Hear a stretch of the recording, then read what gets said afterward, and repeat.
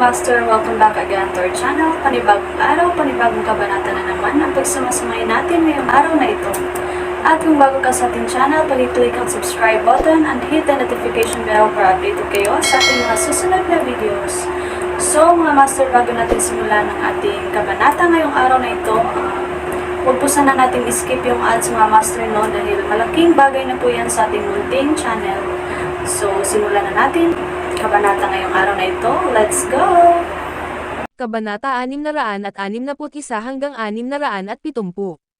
Ang dakilang security guard. Kabanata 661 Brian Zopp. Ang isang ginto na barya ay maaaring magligtas ng buhay, na sulit naman para kay Yusuf Zopp. Hindi niya nakita ang demonyo bilang isang halimaw kundi bilang isang tao. Hindi siya maaaring tumayo lang tulad ng iba at panoorin ang bagong silang na sanggol na dinurog hanggang mamatay, kaya't determinado siyang kumuha ng isang baryang ginto at inihagis ito sa lalaki. Ang katawan nito ay natatakpan ng maiikling kulay abong balahibo, at mayroon itong manipis na kulay abong buntot sa puwitan, napakaliit, hindi pa nga nito idinidilat ang mga mata. Kinarga ni Yusuf Zopp ang maliit na sanggol na demonyo, tinakpan ito ng kanyang mga damit, at saka naglakad palabas ng kalye demonyo ng mainland. Habang dumadaan siya sa palengke, bumili siya ng gatas ng tupa at kaunting harina, dahil walang pulbos na gatas ng tupa at harina lamang ang maaari niyang palitan. Pagbalik niya sa maharlikang palasyo ng hari ng mga Higgins, dumidilim na, at pagkatapos niyang pakainin ang maliit na sanggol sa silid, ang maliit na sanggol ay nakakagulat na nakatulog ng mahimbing kasabay ng hilik. Ramdam ni Yusuf Zopp na malakas ang sigla ng demonyo, ngunit tila may kaunting problema sa mga mata nito, dahil tila hindi nito maidilat. Ngayong tulog ka na, ipapakain ko sa iyo ang lilang patak ng tubig, bukas. Kung maaabot mo ang core formation habang sanggol ka pa, isa itong tunay na himala. Maingat na inilagay ni Yusuf Zopp ang demon baby sa kama, pagkatapos ay mabilis siyang lumabas. Wala sa palasyo ang Haring Higgins, gayon din si Ginoong Liu, ngunit naroon si Leia Eriksen. Sinabi ni Leia Eriksen kay Yusuf Zopp na ang hari ng mga Higgins ay pumunta sa palasyo, dahil pumanaw na ang emperador. Mabuti naman, ngayon ay maaari ng hayagang pamahalaan ang lahat. Huminga ng malalim si Yusuf Zopp at pagkatapos ay biglang tumingin kay Leia Eriksen at nagtanong, "Leia, may narinig ka na bang tungkol sa isang taong nagngangalang Leslie Wolf?" Si Leslie Wolf, bakit mo siya tinatanong? Labis na nagulat si Leia Eriksen nang marinig ang tatlong salitang ito. Nakilala ko ang taong iyon ngayon, sinusubukan niya ako, sabi ni Yusuf Zopp nang may pagkibit-balikat. Si Leslie Wolf ay isang inapo ng Heaven Origin Sect, ng pamilyang Wolf, napakalakas. Maraming talento ang naidulot ng pamilyang Wolf, at si Leslie Wolf ay nakarating na sa kalagitnaan ng Golden Core Realm. Ang Heaven Origin Sect ay miyembro rin ng Demon Hunting Chamber of Commerce at may malapit na koneksyon sa Saint Dragon Pavilion. Galing din sa pamilya Wolf ang Luna Wolf na yan, di ba? Ngumiti si Yusuf Zopp at sinabi. Oo, si Luna Wolf ang nag-iisang anak na babae ng pamilyang Wolf, napakamaalab at lubos na pinapaboran. 6 na beses na siyang ikinasal, ngunit pinatay niya lahat ang 6 niyang asawa, at sinasabing narating na rin ni Luna Wolf ang dakilang landas ng Golden Core. Nagkita na ba kayo ng magkapatid? Tanong ni Leia Eriksen bilang tugon. Nakilala ko si Leslie Wolf, humingi siya ng pabor sa akin, pero hindi ako pumayag. Luna Wolf lang ang naririnig ko, pero nasaan nga ba ang Heaven Origin Sect? May mas malalakas pa bang eksperto ang sekta nila? Tanong ni Yusuf Zopp, na nagkukunwaring casual. Humingi siya ng pabor sa iyo. Halos lumuwa ang mga mata ni Leia Eriksen. Tama, nag-isip sandali si Yusuf Zopp at saka ikinwento ang proseso ng kanyang pakikipagtagpo kay Leslie Wolf at ang kanyang interes sa dalawang demon cultivator. Kaya ganoon ang nangyari. Pero ang gumastos ng 100,000 ginto para sa isang unggoy sa tubig at isang sora ng diwata. Ang tapang-tapangan mo, natatawang sabi ni Leia Eriksen. Hindi mo pa rin ako sinasagot, mayroon bang mas makapangyarihang mga eksperto ang Heaven Origin Sect? Nakangiting tanong ni Yusuf Zopp. Siyempre, ang Heaven Origin Sect ay isa sa 10 pangunahing sekta sa mainland, na marami ang nakahihigit sa Golden Core Realm, at sinasabi ng mga alamat na mayroon pang mas makapangyarihan. Ang ama ni Leslie Wolf ay isang misteryoso at makapangyarihang karakter. Ang Heaven Origin sect ay matatagpuan sa Heavenly Origin Mountain, ng Southern Continent. Nakuha ko. Pinaikit ni Yusuf Zok ang kanyang mga mata, nakita niya ang mapa ng Saint Dragon Empire, sa Royal Palace, at ang Southern Continent ay isa sa 13 kontinente, na matatagpuan sa dulong timog. Malamang hindi babalik ang prinsipe ngayong gabi, bulong ni Leia Eriksen. Wala namang problema sa seguridad, di ba? Nag-aalalang tanong ni Yusuf Zok.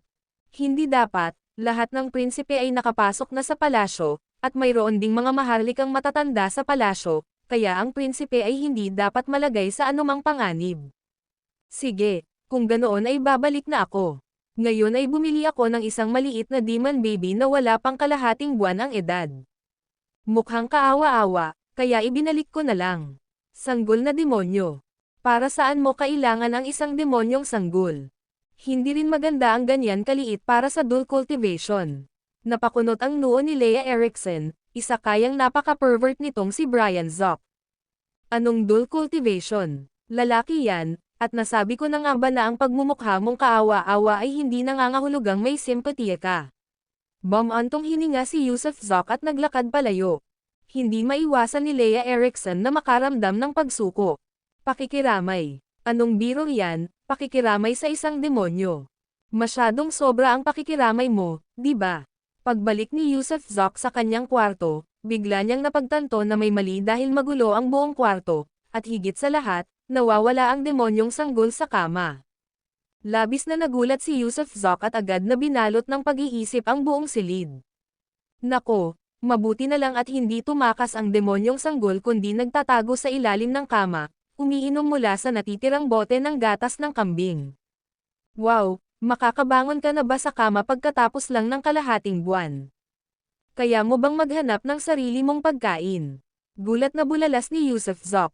Naalala niya na ang gatas ng kambing ay nakalagay sa mesa, kaya paano napunta sa maliit na lalaki ang gatas ng kambing? At paano siya nakababa sa kama? Labas ka. Umupo si Yusuf Zok sa itaas ng kama at itinaas ang kurtina para sabihin. Kasabay ng isang pagtalsek, ang bote na nasa kamay ng demonyong sanggol ay nahulog sa lupa, at kasabay nito, mabilis itong umatras. Ang maliit na katawan ay mabilis na gumalaw, parang isang malaking daga, mabilis na sumusulpot sa sulok ng kama at pumulupot na parang bola. Natural lang ba to sa reaksyon mo? Ang bilis naman. Inabot ni Yusuf Zok ang ilalim ng kama, pagkatapos ay mabilis na hinawakan at mahigpit na hinawakan ang demonyong sanggol. Ang demonyong ito, kung tutuusin, ay isang demonyo. Bagamat sanggol pa lamang ito, mayroon pa rin itong kakayahang protektahan ang sarili, kaya nang hawakan ito ng kamay ni Yusuf Zok, kinagat nito ng mariin ang kamay ni Yusuf Zok. Mabuti na lang at hindi pa ito tumutubo ng ngipin kaya hindi ito masakit. Napakabangis mo. Saway ni Yusuf Zok sabay tawa, saka biglang bumulalas ng mahina dahil nakapikit pa rin ang mga mata ng maliit na demonyo, tila may sakit sa mata, naluluha at may magaspang na dumi. Mukhang may sakit ka. Kinapa ni Yusuf Zok ang katawan nito pataas at pababa at, matapos Senador Yasan itong tumahimik, ay ipinasok niya ang daliri sa bibig nito. Hindi niya alam kung makakasama ba ito sa munting demonyong sanggol, ni hindi niya alam kung kaya nitong sumailalim sa pagbuo ng core o kung kakayanin ito ng katawan nito, ngunit masyadong mahina ang katawan nito, at may sakit ang mga mata nito, kaya wala nang ibang magagawa kundi gamutin ito gamit ang mahiwagang patak. Pagkapasok pa lang ng patak sa bibig nito, ang demonyong sanggol ay nagsimulang manginig sa buong katawan, ang maliit nitong katawan ay nagsimulang mamaga, at patuloy itong naglalabas ng isang makinang na liwanag. Nagsimulang umatras ang abuhing balahibo at nagsimulang tumubo ang mga ngipin. Sa loob lamang ng ilang paghinga, ang demonyong sanggol ay lumaki ng malaki, umabot sa kalahating metro ang taas, at sumailalim din ito sa pagtigas. Tunay nga, walang pagbubukod, ang patak ay makakatulong sa sinumang demon cultivator sa pagpapatigas ng tableta, kabilang ang mga sanggol, ito ay isang tahasang core formation. Siyempre, ang pinakakakaiba ay ang nakita ni Yusuf Zok na mas marami pang luha sa mga mata ng maliit na demonyong sanggol, at mas lalong napapikit ang mga mata nito. Ilang minuto ang lumipas, nawala na ang kapangyarihan ng medisina, At ang sanggol na demonyo ay lumaki na sa taas na halos 70 sentimetro. Nawala na ang lahat ng abuhing balahibo nito, wala na ang buntot nito, tumubo na ang mga ngipin nito, ngunit hindi pa rin may dilat ang mga mata nito. Kumapit ito sa binti ni Yusuf Zok na parang isang maliit na batang walang saplot sa katawan, hindi na isang madilim at mapanglo na nilalang, halos kasing laki ng isang normal na 1 o 2 taong gulang na sanggol. Marunong ka bang magsalita? Itinayo siya ni Yusuf Zok at nagtanong. May binulong siya na hindi malinaw, hindi siya makapagsalita. Total, kapapanganak pa lang niya, paano siya nakapagsasalita? Bueno, buhay ka naman, at tumigas na ang tableta mo, haha, madalas kitang ipapainom ng mahiwagang patak mula ngayon para tingnan kung ang patuloy na paggamit ay makakatulong sa mas mabilis na paglaki. Pero anong problema sa mga mata mo? Kakaibang tiningnan ni Yusuf Zok ang demonyong sanggol, dahilan para ang mahiwagang patak niya ang gumamot sa lahat ng karamdaman, kalimutan na ang mga sakit sa mata, kahit ang isang bulag ay dapat na makakita muli, tama ba? Pero tila bulag pa rin ang mga mata nito. Ipinanganak na bulag. Bumantong hininga si Yusuf Zok, mabuting iligtas ang isang maliit na demonyo dahil sa kabaitan, ngunit sa huli, isa pa rin itong bulag na demonyo. Pero kahit ano paman, bilisan mo lang ang paglaki mo, at mula ngayon ang pangalan mo ay magiging Brian Zok. Ang video na ito ay edited by Urban Storytelling Ta. Kabanata 662 mga saksak ni Haring Higgins gamit ang kutsilyo. Malalim na ang gabi, marahang kinatok ang pinto ni Yusuf Zok, at hindi na hinintay ni Leia Erickson ang pahintulot ni Yusuf bago nagmadaling pumasok. Anong problema? Si Yusuf, na natutulog ng nakadamit, ay nasa tabi ng unan ang kanyang purple light sword, kaya bigla niyang hinawakan ang espada at tumalon. Kasabay nito, si Brian Zok, na lumaki na sa 70 sentimetro, ay marahas ding tumalon sa balikat ni Yusuf, inilantad ang kanyang mga ngipin at umungol kay Leia Erickson. Dahil hindi niya may dilat ang kanyang mga mata, para siyang isang maliit na bulag na nilalang, na hindi naman nakakatakot kundi sa halip ay nakakatawa. Ito ba yung batang demonyong tinutukoy mo? Bakit ba ang laki nito? Hindi. Teka, paano nito nabuo ang kaibuturan nito? Imposible yan. Sa simula ay may mga apurahang bagay na inaalala, hindi napigilan ni Leia Erickson na magulat nang makita ang bulag na demonyo. Paano naging matatag ang kaibuturan ng isang napakalaking batang demonyo? Anong klaseng demonyo ito? Anong ginagawa mo at padalos-dalos kang pumapasok sa kwarto ko? Hindi sinagot ni Yusuf ang mga tanong ni Leia Erickson at sa halip ay tiningnan niya ito ng malamig. Siya, huminga ng malalim si Leia Erickson at hindi na inisip ang isyo ng demonyo. Total, ibang-iba naman ang mga demonyo sa mga tao. Narinig na niya ang tungkol sa mga demonyong maaaring bumuo ng kanilang kaibuturan pagkatapos ipanganak, ngunit ang mga iyon ay mga higanteng demonyo. Ang binili ni Yusuf ngayon ay tiyak na kakaiba rin. Nagpadala ang prinsipe ng mensahe mula sa palasyo, na nag-uutos na tayo ay sumakay palabas ng lungsod ngayong gabi, patungong Hilagang Silangan patungong Jizhao upang samahan ang ginang at ang prinsipe patungo sa kabisera. Ano, dalhin sila rito? Hindi ba't masamang ideya yan? Utos ba iyon ng prinsipe? Nagulat na naman si Yusuf. Mapanganib ang kabisera, paano niya hahayaang pumunta rito ang pamilya niya? Iyon ay isang lihim na utos na personal na galing sa prinsipe. Bukod dito, bago pumanaw ang emperador, hinirang niya ang prinsipe bilang hari ni Higgins, upang makapasok siya sa palasyo upang tumulong sa prinsipe Corona sa mga gawain ng estado. Kaya naman, kailangan ding lumipat ang pamilya ng prinsipe sa kabisera. Hari ni Higgins, bakas sa mukha ni Yusuf ang pagkalito. Ano kaya ang iniisip ng yumaong matandang emperador na iyon? Sa katunayan, hindi ko lubos maisip ang mga pasikot-sikot nito sa ngayon, ngunit ang prinsipe ay ligtas sa kasalukuyan, naninirahan sa piling ng mga pinarangalan na matatanda. Malamang na kailangan niyang tumira sa loob ng palasyo sa mga darating na araw. Sige, kung gayon, umalis na tayo ng lungsod. Tumanggaw si Yusuf. Magandang panahon din iyon para bumalik siya sa Jizhao, kung saan maaari niyang sunduin sina Ruth Wilcox at Amber Vance at umalis, habang inihahatid din ang elixir kay Elijah Birch. Ang pagtiyak sa ligtas na pagdating ng asawa ng prinsipe sa kabisera ay mangangahulugan din na nabayaran na niya ang kanyang utang kay Higgins King. Pagkatapos ay maaari na siyang umalis ng walang palem, hindi na makikialam kay Higgins King o sa maharlikang pamilya. Ang lugar na ito ay parang isang alimpuyo, ayaw niyang masyadong masangkot sa gulo. Total, nakamit na niya ang kanyang layunin. Tara na, hindi pa nakakahanap ng damit si Yusef para kay Brian Zock, pero casual lang niya itong binalot sa isang malaking bedsheet bilang pansamantalang kasuotan. Agad na umalis ang tatlo sa Royal Palace at sumakay palabas ng kabisera, patungo sa Giz House sa Hilagang Silangan.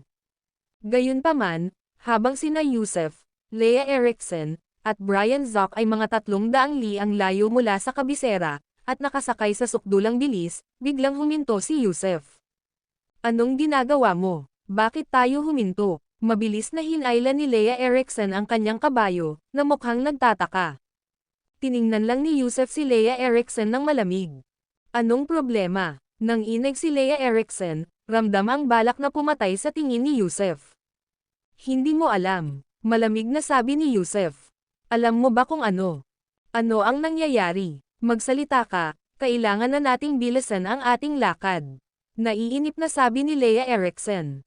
Napapalibutan tayo. Huminga ng malalim si Yusef at saka tumangala sa langit. Nagulat si Leia Erikson at agad na hinugot ang kanyang kutsilyo sa baywang, inihanda ang sarili para sa anumang susunod na mangyayari. Nasaan sila? Sino ang nakapalibot sa atin? Hindi na siya mukhang naguguluhan. Dapat ka nang umalis. Sigurado akong hindi mo alam, kaya hindi kita papatayin ngayon. Pero ano ang ibig sabihin nito para sa prinsipe? Bulong ni Yusef sa sarili, ang kamay ay nasa hawakan ng kanyang espada, handang bunutin ito anumang oras. Linawin mo nga, anong kinalaman nito sa prinsipe? Single ni Leia Erikson. Malamig na single ni Yusef at saka dahan-daang tumayo, nakapatong sa likod ng kabayo. Swoosh, swoosh, swoosh. Nang sandaling iyon, mula sa tatlong direksyon, 2 sinag ng gininto ang liwanag at isa ng lilang liwanag ang biglang sumilay sa ere at agad na dumating. Ang malalakas na tunog ng mga sinag na ito na tumatama sa hangin ng gabi ay malakas na umugang, at ang mga ginintoan at lilang liwanag ay lalong nakasisilaw. Ang gininto ang core at ang landas ng pagbabago ng balahibo. Nang inig sa gulat ang buong katawan ni Leia Erikson. 3 nagniningning na figure ang lumapag 100 metro ang layo kina Yusef Zock at Leia Erikson, bawat isa ay nakasuot ng pulang at dilaw na damit. Magkapareho ang kanilang mga kasuotan, at hindi sila nakasuot ng maskara. Ang isa ay may hawak na bakal na panulat, ang isa naman ay may dalang malaking goldy saber sa kanyang likod, at ang pangatlo ay may hawak na pamaypay. Sila ang mga pinarangalan na matatanda mula sa palasyo.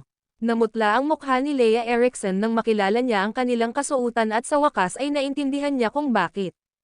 Pinagtaksilan ng Haring Higgins si Yusef, ipinagbili ang lalaking gamulat sa lungsod gamit ang isang hampas ng espada sa mga pinarangalan na matatanda sa palasyo. At syempre, ang mga matatanda ay labis na interesado sa lalaking ito, dahil nagpadala na sila ng mga especially iya upang hanapin siya. Total, ang kabisera ay ang lupain ng mga Dragon Rising, ang puso ng bansa, at kung may isang taong kayang lumabag sa mga pagbabawal ng lungsod, paano ito hindi magiging isang malaking problema? Kaya maging ito man ay ang tao o ang espada, kailangang linawin ng mga pinarangalan na matatanda ang mga bagay-bagay. Nahulaan ni Leia Erikson na ang hari ng mga Higgins ay tiyak na nakipagkasundo sa mga pinarangalan na matatanda gamit ang insidenteng ito, nakatanggap ng ilang pangako. Pagkatapos ay pinagtaksilan ang pambihirang individual na ito na gamulat sa lungsod, at ngayong gabi ay palihim niya itong inutusan na dalhin si Yusef palabas ng lungsod, kasama ang 3 makapangyarihang pinarangalan na matatanda na nakaambang sa daan. Malawak ang banal na pananaw ni Yusef, o marahil ay nakakaramdam siya ng panganib, kaya naman natukoy niya ito ng mas maaga, at napilitan na ngayong ipakilala ang 3 makapangyarihang pinarangalan na matatanda. Bumalik ka at sabihin sa hari ng mga Higgins na wala na akong utang na loob sa kanya. Mula ngayon, manatili tayo sa sarili nating landas, sabi ni Yusef kay Leia Erikson, sa susunod na magkita tayo, hindi na tayo magkaibigan. Pasensya na, Yusef. Hindi ito ang aking kagustuhan. Ikaw, Mag-ingat ka. Humihingi ng paumanhin na ikinuyom ni Leia Erickson ang kanyang kamao kay Yusef, pagkatapos ay mabilis na pinatakbo ang kanyang kabayo. Hindi siya pinigilan ng tatlong Panginoon, sa halip ay malamig na pinagmasdan lamang ang nakabalabal na si Yusef. Dahil nahulaan mo na kung sino kami, hindi mo na kailangang magsabi pa, di ba? Iabot mo ang iyong espada, at sumuko ka ng walang laban, hinihintay ang iyong kapalaran. Malamig na sabi ng may hawak ng bakal na panulat, na kilala rin bilang ang napakahusay na Panginoon na nagpakawalan ng lila na liwanag. Sarkastiko na ngumiti si Yusef, noong nasa capital city pa ako, kahit ang trap dragon ban ng lungsod ay hindi ako napigilan. Sa tingin mo kaya ninyong tatlo, ginagawa namin ito para sa ikabubuti mo. Kung lalaban ka, papatayin ka namin, at maaaring madamay din ang dalawa mong asawa. Apat kaming mga Hunord Elder na lumabas, walang pakialam na sabi ng Iron Pen Elder. Naghahangad ng kamatayan, ngunit tatandaan ko ito. Kung ang dalawa kong asawa ay nasa panganib, dadamutan ko ang maharlikang pamilya ng kabisera. Biglang sigaw ni Yusef. Pagkatapos, kasabay ng isang yabag ng kanyang mga paa, biglang gumalaw ang kanyang katawan sa gilid. Sa isang iglap, nag-teleport siya, at lumitaw 60 milya ang layo. Ano? Wala na siya. Wala na siya. Wala na siya sa divine sense ko. Hindi akin ang alinman. Nasa akin pa rin siya. 60 milya ang layo niya. Gulat na bulalas ng matatanda ng bakal na panulat. Sus Mariosep, kaya ba niyang mag-teleport? 60 milya. Nakakatakot na kaaway ang lalaking ito. Halos malaglag ang panga ng dalawa pa sa lupa. Namangha ang tatlong pinarangalan na elder. Ang isang taong may kakayahang mag-teleport ay hindi maikakailang isang nakakatakot na nilalang. Habulin mo siya. Hindi maaaring maging ganoon kataas ang antas ng kanyang cultivation, kung hindi sana siya tumatakas, kundi papatayin niya tayo. Dapat ay mayroon siyang ilang pamamaraan para sa pagtawid sa kalawakan. Mabuti na lang at hindi pa siya lumalagpas sa abot ng aking banal na pananaw. Tara na, habulin natin siya agad. Ang Divine Sense of the Iron Pen Elder ay maaaring umabot ng mahigit 60 milya, marahil ay higit pa, na nagpapatunay na ang taong ito ay isa ring nakakatakot na nilalang, na higit pa sa antas ng Golden Core. Nang humakbang si Yusef ng 60 milya, agad niyang napansin ang isang banal na damdamin na bumabalot sa kanya, na ikinagulat niya. Gayunpaman, hindi siya tumigil, sa halip ay nagpatuloy sa paglabas. Whoosh! Pagkatapos niyang gawin ang hakbang na iyon, tuluyan nang nawala ang divine sense na bumabalot sa kanya. Ang tao ay dapat nasa maalamat na kaharian na lagpas sa Golden Core, dahil narating na niya ang Feather Transformation Realm. Higgins King, napakataas talaga ng tingin mo sa akin. Single ni Yusef, ramdam ang hapdi ng pagtataksil, na parang tinutusok ng kutsilyo sa likod. Ang video na ito ay edited by Urban Storytelling. Kabanata 663 Pagtakas. Pagdating sa bilis, walang sino man sa mundong ito ang mas mabilis kaysa kay Yusef Zop, dahil kaya niyang maglakbay ng 60 milya sa isang hakbang, at kaya niyang tumawid ng mga distansya ng walang tigil. Hanggat hindi pa nauubos ang kanyang telekinesis, kaya niyang makarating sa mga dulo ng mundo ng isang beses lang. Kaya naman, mabilis na nawala sa paningin ng tatlong matatanda sa korte ang kanyang paglipad. Bagamat ang banal na sense ng Iron Pen Elder ay umabot din, at lumampas pa nga, sa 60 milya, ang kanilang bilis ng paglipad ay hindi kayang tapatan ang agarang paglalakbay ni Yusef. Kaya nang matapos nilang marating ang isa sa mga baitang ni Yusef, 600 milya na ang layo ni Yusef. Sabik na siyang makabalik kay Jeju. Kailangan niyang bugbugin ang deboto ng palasyo na naroon o isang sakuna ang kasunod nito. Siyempre, hindi niya alam kung kailan umalis ang deboto ng palasyo. Kung nauna pa sa kanya ang deboto kay Jeju, nangangamba siyang baka kailanganin talaga niyang lipulin ang buong pamilya ng hari ng mga Higgins. Mabuti na lang at matapos ang 2 oras na paglalakbay at patuloy na paggamit ng kanyang telekinesis, bigla na lang siyang nakakita ng isang taong lumilipad ng mataas sa kalangitan. Ang tao ay naihilawan ng gininto ang liwanag, na nagpapahiwatig ng Golden Core Realm. Nakasuot din sila ng pula at dilaw na damit ng isang deboto sa palasyo. Hay nako, huminga ng malalim si Yusef at naging seryoso ang ekspresyon ng kanyang mukha.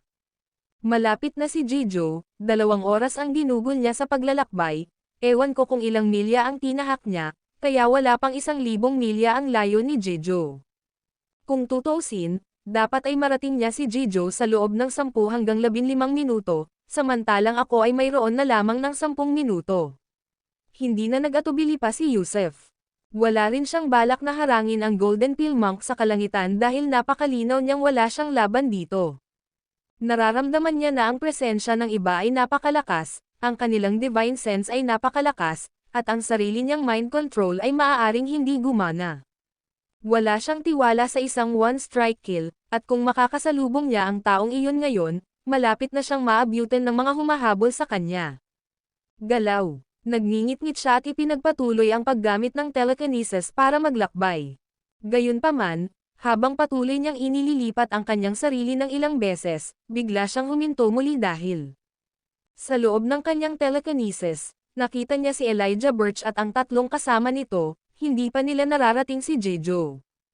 Kung ikukumpara ang oras, kakahiwalay pa lang sa kanila ni Yusef 2 o 3 araw na ang nakalipas, kaya normal lang para sa kanila na abutin ng 2 o 3 araw bago makarating sa Jeju. Total, hindi sila nang ahas na lumipad ng lantaran, kinailangan nilang pumili ng angkop na oras o maglakbay sa gabi. Kaya, kahit na dumating na siya, hindi pa sila. Mabuti pang hindi pa sila dumarating. Huminga ng malalim si Yusef, saka lumiko at bumilis na naglakad patungo sa kinaroroonan ni Elijah at ng kanyang mga kasama. Sa oras na ito, si Elijah Birch at ang 3 pa ay hindi lumilipad, ni tila hindi rin sila nagmamadali. Naglalakad sila sa opisyal na kalsada sa ilalim ng takip ng gabi. Nang biglang sumulpat si Yusef mula sa kung saan, labis silang natakot. Masyadong mapanganib ang mundo ng mga tao, dahil maraming eksperto. Kahit na nabuo na ng 4 na babae ang kanilang Golden Core, hindi sila nang ahas na pumasok sa lungsod o manatili sa isang lugar ng masyadong matagal, at lagi silang nag-aalala na matunten ng divine sense ng mga makapangyarihang eksperto, kaya naman pagod na pagod sila mula sa mga nakaraang araw na paglalakbay. Panginoon, nang makilala nila si Yusef, ang 4 na babae ay parehong gulat at tuwang-tuwa, handang sumugod papunta sa kanya. Walang oras, ipinagkatiwala sa iyo si Brian Zoc. Lumipad palayo ng mabilis, lampasan si Jijo at tumungo sa hilaga ng lungsod. Hintayin mo ako sa North City. Hinahabol ako ng isang Gold Core expert. Hindi ka dapat magkamali, bilasan mo. Matapos ibigay si Brian kay Elijah, muling inilayo ni Yusef ang sarili. Si Brian ay naging masunurin sa lahat ng panahon, tahimik at matino sa kabila ng kanyang murang edad. Pagkalipas ng ilang minuto, sa wakas ay nakita ni Yusef si Jijo. Kahit gabi na, natatanaw niya si Jijo na kumikinang dahil sa mga ilaw mula sa malayo. Hay, buntong hininga ng malalim si Yusef at isang hakbang pa lang, nakatayo na siya sa pader ni Jijo. Magtago ka. Habang mahinang binigkas ni Yusef, biglang nawala ang kanyang presensya. Nagmukha siyang isang walang buhay na zombie habang mabilis siyang sumugod patungo sa Royal Palace. Nagbubukang liwayway na, at ang mga katulong sa palasyo ay gising na, nagwawalis ng mga patio o tahimik na abala sa kanilang mga gawain. Nang pumasok si Yusef sa sarili niyang maliit na patio, wala siyang ginawang ingay. Kahit may tunog pa, walang makakarinig nito, dahil itinago niya ang sarili at pinigilan ang kanyang aura. Dahil sa magulo at magaspang na yabag sa looban, maaaring hindi mapansin kahit ng isang Diyos ang kanyang pagbabalik. Hindi basta-basta pinakawalan ni Yusef ang kanyang telekinesis, batid na si Liu Laolao ng sambahayan ay maaaring isang Golden Pill Cultivator, o isang taong lumampas na sa Golden Core Realm. Dahan-dahan niyang itinulak ang pinto ng kanyang kwarto at saka mabilis na pumasok sa loob. Sino? 2 mahinahong boses ang sumigaw sa pagkataranta habang mabilis na naglapitan sina Ruth Wilcox at Ember Vance. Mukhang hindi nakatulog buong gabi ang 2 babae. Nakabihis ng maayos, may hawak na mga sandata, matamang pinagmasdan nila ang figurang nakasuot ng itim na damit, si Yusef Zoc. Ako ito, huwag kang maingay, mabilis na tinanggal ni Zoc ang kanyang maskara at sinabing, bilasan mo at iimpake mo ang mga gamit mo, aalis na tayo ngayon din. Nang makitang bumalik si Zoc ng madaling araw na nakasuot ng itim na roba at iginiit na umalis agad sila, sandaling natigilan ang dalawang babae.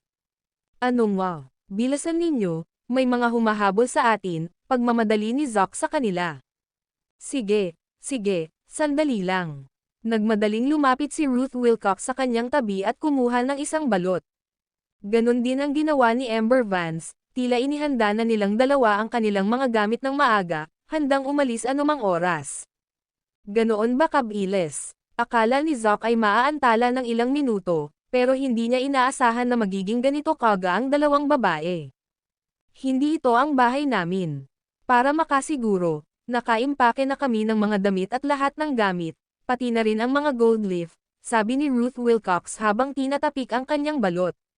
Mabuting mga asawa. Niyakap ni Zoc ng mahigpit ang dalawang babae at buong pagmamahal na sinabi, kasalanan ko kung bakit ko kayo pinuproblema at kinatatakutan. Naisip pa nga ni Zoc na malamang hindi naghubad ang dalawang babae para matulog dahil sa pag-iingat, kung hindi, paano sila makakapagbihis ng maayos bago magbukang liwayway. Anong nangyari? Tanong ni Ruth Wilcox. Mag-usap tayo pagkatapos nating umalis. Niyakap mo ako ng mahigpit, tara na. Si Zoc, habang nakaakbay sa baywang ng bawat babae, ay itinulak ang pinto at tumayo sa may pintuan. Tara na. Ang Iron Pen Elder, bagamat isang master, ay maaaring pumasok at lumabas sa Royal Palace anumang oras na gusto niya upang sunduin ang isang tao. Siyempre, malamang ito ay dahil hindi pa natatanggap ng Iron Pen Elder ang mensahe mula sa kabisera. Kung natanggap niya ito, malamang na siya mismo ang nagbantay sa lugar, kaya naman napakahirap iuwi ang mga babae. Whoosh! Paglabas nila, sumugod si Zoc papunta sa North City na parang bola ng kanyan. Dahil ang telekinesis ay hindi nagdulot ng anumang pagbabago-bago ng enerhiya, walang nakapansin na nakaalis na sila sa Royal Palace ng Hari ng mga Higans. Nang madala ni Zoc ang dalawang babae lampas sa North City Gate at nakahanap ng madadapa ang lugar, 4 na figure ang sumugod patungo sa kanila na parang mga multo. Kararating lang nina Elijah Birch at ng 3 pa, at syempre, may kargang bata si Elijah Birch. May paparating. Nagulat sina Ruth Wilcox at Amber Vance. Hindi mo kailangang mag-alala, kasama ko sila. Sumenya si Zoc sa mga babae na huwag matakot at saka humarap kay Elijah Birch at sa 4 na taong damapo sa harap niya. Nakita na ng katulong ang Panginoon, at ang dalawang maharlikang asawa. Binati ng 4 na babae sina Zoc, Ruth Wilcox, at Amber Vance nang sabay-sabay na yumuko, tinutukoy ang kanilang mga sarili bilang mga katulong. Kung tungkol naman sa munting bulag na si Brian Zoc, panay ang singhot-singhot niya, na parang kinakabisado ang mga amoy at lasa ng dalawang marangal na asawa. Ano? Labis na nagulat sina Ruth Wilcox at Amber Vance. Isang walang kapantay na kagandahan at 3 nakabibiga at nakatutuwang triplet na loli ang tinatawag silang mga amo at marangal na asawa. Ilang araw pa lang umalis si Zoc, tapos may dala na siyang 4 na magagandang babae pabalik. Sige, hindi tayo pwedeng magtagal dito. Tumungo ka sa hilaga at kumilos ka ng mabilis. Ayaw ng pag-isipan pa ni Zoc ang tungkol dito, dahil malayo pa ang katapusan ng panganib. Papalapit na ang mga Gold Core expert, kaya hindi magandang mag-atubili pa rito. Ang video na ito ay edited by Herban Storytelling. Kabanata 664 na pagbabalik ni Elijah Birch. Sige, ligtas na rito ngayon. Pagkatapos ng mahigit 1 buwan, si Yusuf Zoc, kasama sina Ruth Wilcox at Amber Vance, ay muling bumalik sa kuwebo kung saan sila unang pumasok sa mundong ito. Hindi kayang makapasok ng Divine Sense ang kuwebo na ito, at dahil sa maraming magkakaugnay na bukal sa ilalim ng lupa, isa itong perpektong taguan. Siyempre, maraming lugar sa mundong ito ang hindi matukoy ng banal na pananaw, tulad ng mismong mundo. Sa ilalim ng buong Dragon Gate World ay mayroong kakaibang enerhiya na hindi kayang makapasok ng Divine Sense. Sa makatuwid, hanggat ang isang tao ay naghuhukay ng malalim na hukay sa ilalim ng lupa para sa kanlungan, walang makakahanap nito. Ano na ang sitwasyon nila? Dapat mo man lang sabihin sa amin ngayon, di ba? Itinuro ni Amber Vance si Elijah Birch at ang 4 na babae, ang mukha ay puno ng galit. Ano ba ang nangyayari kay Yusuf Zoc? Ilang araw na siyang wala at bumalik na may dalang ilang espiritu ng sorrow. Hindi rin kanais-nais ang ekspresyon ng mukha ni Ruth Wilcox. Hindi pa rin nagbago ang masasamang ugali ni Yusuf Zoc. Kahit sa ganoong lugar, paano niya sila magagawang iwanan at magloko? Kung ganoon nga, isang pagkakamali na sumunod siya kay Yusuf Zoc sa mundong ito. Huwag kayong magalit, sinasabi ko na sa inyo, sinasabi ko na sa inyo.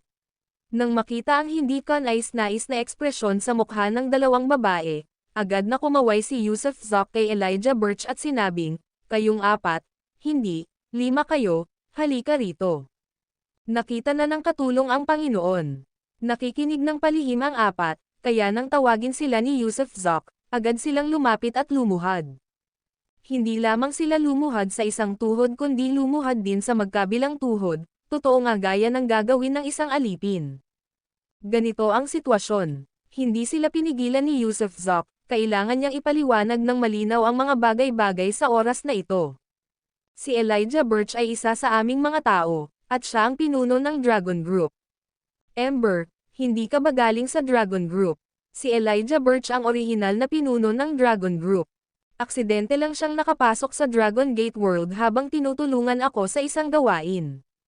Ano? Nang marinig ang mga salita ni Yusuf Zoc, labis na nagulat si Ember Vance, at si Ruth Wilcox ay nagpakita rin ng nagtatakang ekspresyon. Ngumiti ang matalinong si Elijah Burch at sinabing, "Maaaring hindi ako kilala ng dalawang pangunahing asawa, pero kilala kita."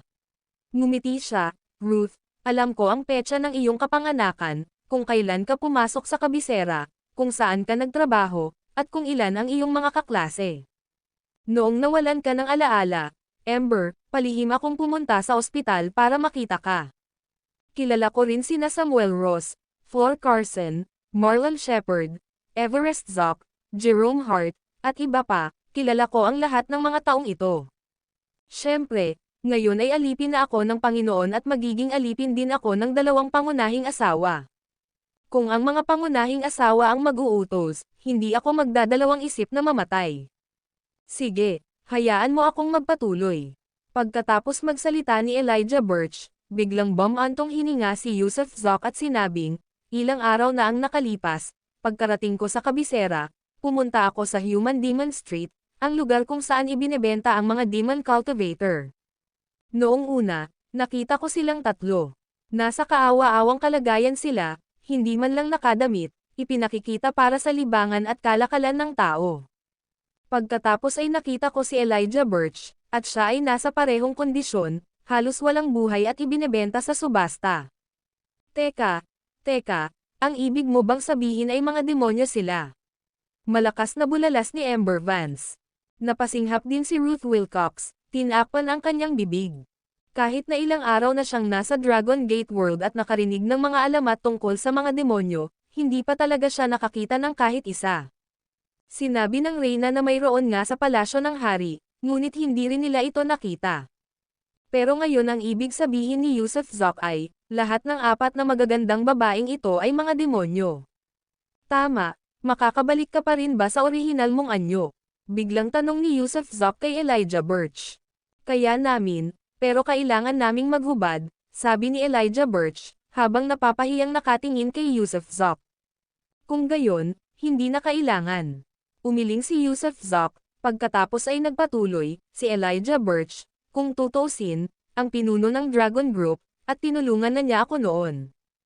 Kaya noong nakita ko siya sa ganoong kalunos-lunos na kalagayan, paano ko siya nagawang iwan na ganoon? Nang gabing iyon, iniligtas ko silang apat. Habang ginagamot ang kanilang mga pinsala, ginamit ko ang Holy Water Integration, at pagkatapos nilang sumanib dito, nabuo ang mga panloob na core nila, at nawala ang kanilang mga buntot. Bumuo pa nga sila ng isang ugnayan sa akin, parang ang blood race ay nagsisilbi sa kanilang amo. Iyan ang totoo, nagsasabi ako ng totoo. Sabi ni Yusuf Zoc, habang nakatingin kina Ruth Wilcox at Ember Vance. Nagsasabi ng totoo ang amo, huwag mo sanang parusahan ang amo. Kung may dapat kayong sisihin, kami ang sisihin. Ang tatlong batang babae ay umiiyak na ngayon na may mga luhang hugis peras, na tila nakaluluha. Naalala ni Elijah Burch ang mga pangyayari ilang araw na ang nakalipas at nagsimula na rin siyang umiyak. Naku po, tumigil na kayo sa pag-iyak. Wala akong sinabi. Pero mga demonyo kayo, di ba? Pero katulad ka lang din namin. Ibinebenta ka na ng mundong ito. Gulat na sabi ni Amber Vance. Higit pa ito sa basta pagbebenta lang sa atin. Humahagulgol na sabi ni Elijah Birch, tinatrato tayo ng mga tao na parang mga hayop, kinakain ang ating laman, iniinom ang ating dugo. Ang mga batang babae, kasing edad ng 7 o 8, mga teenager, ay pawang mga laruan nila sa kama. Nilagyan nila kami ng kwelyo sa aming mga leeg para kontrolin kami. Kapag naglilinang, kinukuha nila ang ating enerhiya at asensya habang nasa kama, at kapag hindi naman naglilinang, ito ay alinman sa pambubugbog o pagsaway o kahit paghiwa sa ating mga tiyan para ilabas ang ating mga panloob na kaibuturan at kainin. Itinuturing nila kaming mga demon cultivator bilang pinakamahusay na mga kaldero. Napakasama, hindi napigilan ni Ruth Wilcox at Amber Vance ang panginginig. Sige, tumigil na tayo sa pag-uusap tungkol dito at tumayo na tayo, sabi ni Yusuf Zoc, bumantong hininga at ikinakaway ang kanyang kamay. Oo, tumayo ang 4 na babae, at ang batang si Brian Zoc ay tumayo sa tabi nila. Mga teenager pa lang kayong lahat, di ba? Sa sandaling ito, tumingin si Ruth Wilcox kay Sandy, ang pangalawang babae, at ang pangatlong babae at sinabing. Bilang tugon sa kerida, 14 na taong gulang na kami, kumurap si Sandy at ngumiti. 14 lang, hindi makapagsalita sina Ruth Wilcox at Amber Vance, mga 14 na taong gulang pa lamang silang mga bata.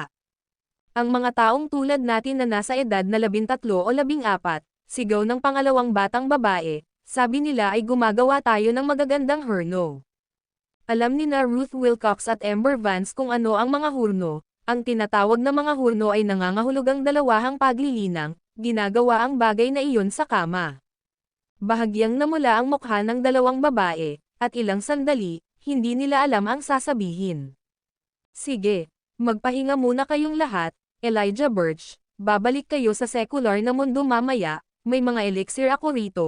Binuksan ni Yusuf Zoc ang kanyang bag, at ibinunyag ang kahon na gawa sa kahoy sa loob, at pagkatapos mag-isip sandali, kumuha siya ng ilang bote ng elixir mula sa kahon, at nagsalin ng tig-isa. Ang mga ito ay para kina Ruth Wilcox at Amber Vance, kailangan din nilang itatag agad ang kanilang foundation. Babalik ngayon, mag-isa lang ako, hindi ka ba sasama sa akin? Nagningning ang mga mata ni Elijah Birch habang sinasabi niya iyon. Ikaw lang mag-isa. Ang siping iyan ay lubhang hindi matatag, noong nakaraang muntik nang mamatay sina Ruth at Amber, maliban na lang kung ang kanilang cultivation level ay umabot din sa solidifying pill, hindi ko sila hahayaang sumugal, at ikaw, kapag nakabalik ka na, dapat kang magmadaling bumalik. Oo, naiintindihan ko, yumuko si Elijah Birch at nagpasalamat. Dalhin mo ang mga elixir na ito sa lumang huwang, pagkatapos mong bumalik, tingnan mo ang kalagayan ng mga tao ko, at tulungan mo akong makita si Miles O'Brien at Lara Tough. Bumantong hininga si Yusuf Zoc sa loob-loob niya, hindi pa siya nagpaalam kay Mia nang umalis ito, medyo walang puso ang mga ganoong kilos, pero ano pa nga ba ang magagawa niya kung hindi ang maging walang puso? Oo, patuloy na tumanggaw si Elijah Birch bilang pagsang-ayon. Ang Dragon Ball ko ay nasa ilalim ng 3 baitang sa labas ng pinto ng aking vilya, walang laman ang loob, nakatago ito doon mismo. Ma'am, salamat po, guro, masayang bulalas ni Elijah Birch. Iyan lang, tara na, dadalhin ko kayo sa pasilyong iyan, dito na lang kayo mag-iwan. Natapos magsalita si Yusuf Zoc at mabilis na pumasok sa loob. Nakasunod si Elijah Birch nang malapit sa kanya. Maya-maya pa, nakarating ang dalawa sa magkadugtong na mga bukal. At nag-isip din sandali si Yusuf Zoc at sinabing, hindi tayo maaaring magtagal dito. Pero pupunta ako sa timog na kontinente, si Little Liang ay nabihag ng pamilyang Hong ng Tian Yuan sect, kailangan kong makahanap ng paraan para iligtas siya, kaya pagbalik mo, tumungo sa direksyon ng timog na kontinente para hanapin ako, sa oras na iyon ay 100 milya sa hilaga ng North City sa timog na kontinente, mag-iiwan ako ng kaukulang 5 bituin na marka at isusulat ko ang paraan ng pakikipag-ugnayan sa Ingles. Opo, guro, salamat, mapagmahal na sabi ni Elijah Birch, habang nakatingin kay Yusuf Zoc, at pagkatapos ng ilang sandaling pagmumuni-muni ay idinagdag niya, kung pupunta ka sa timog na kontinente, Pinakamahusay na tahakin ang rutang dagat. Narinig ko na ipinagbabawal ang dagat para sa mga human cultivator, marami ang hindi nangangahas na maglayag ng basta-basta.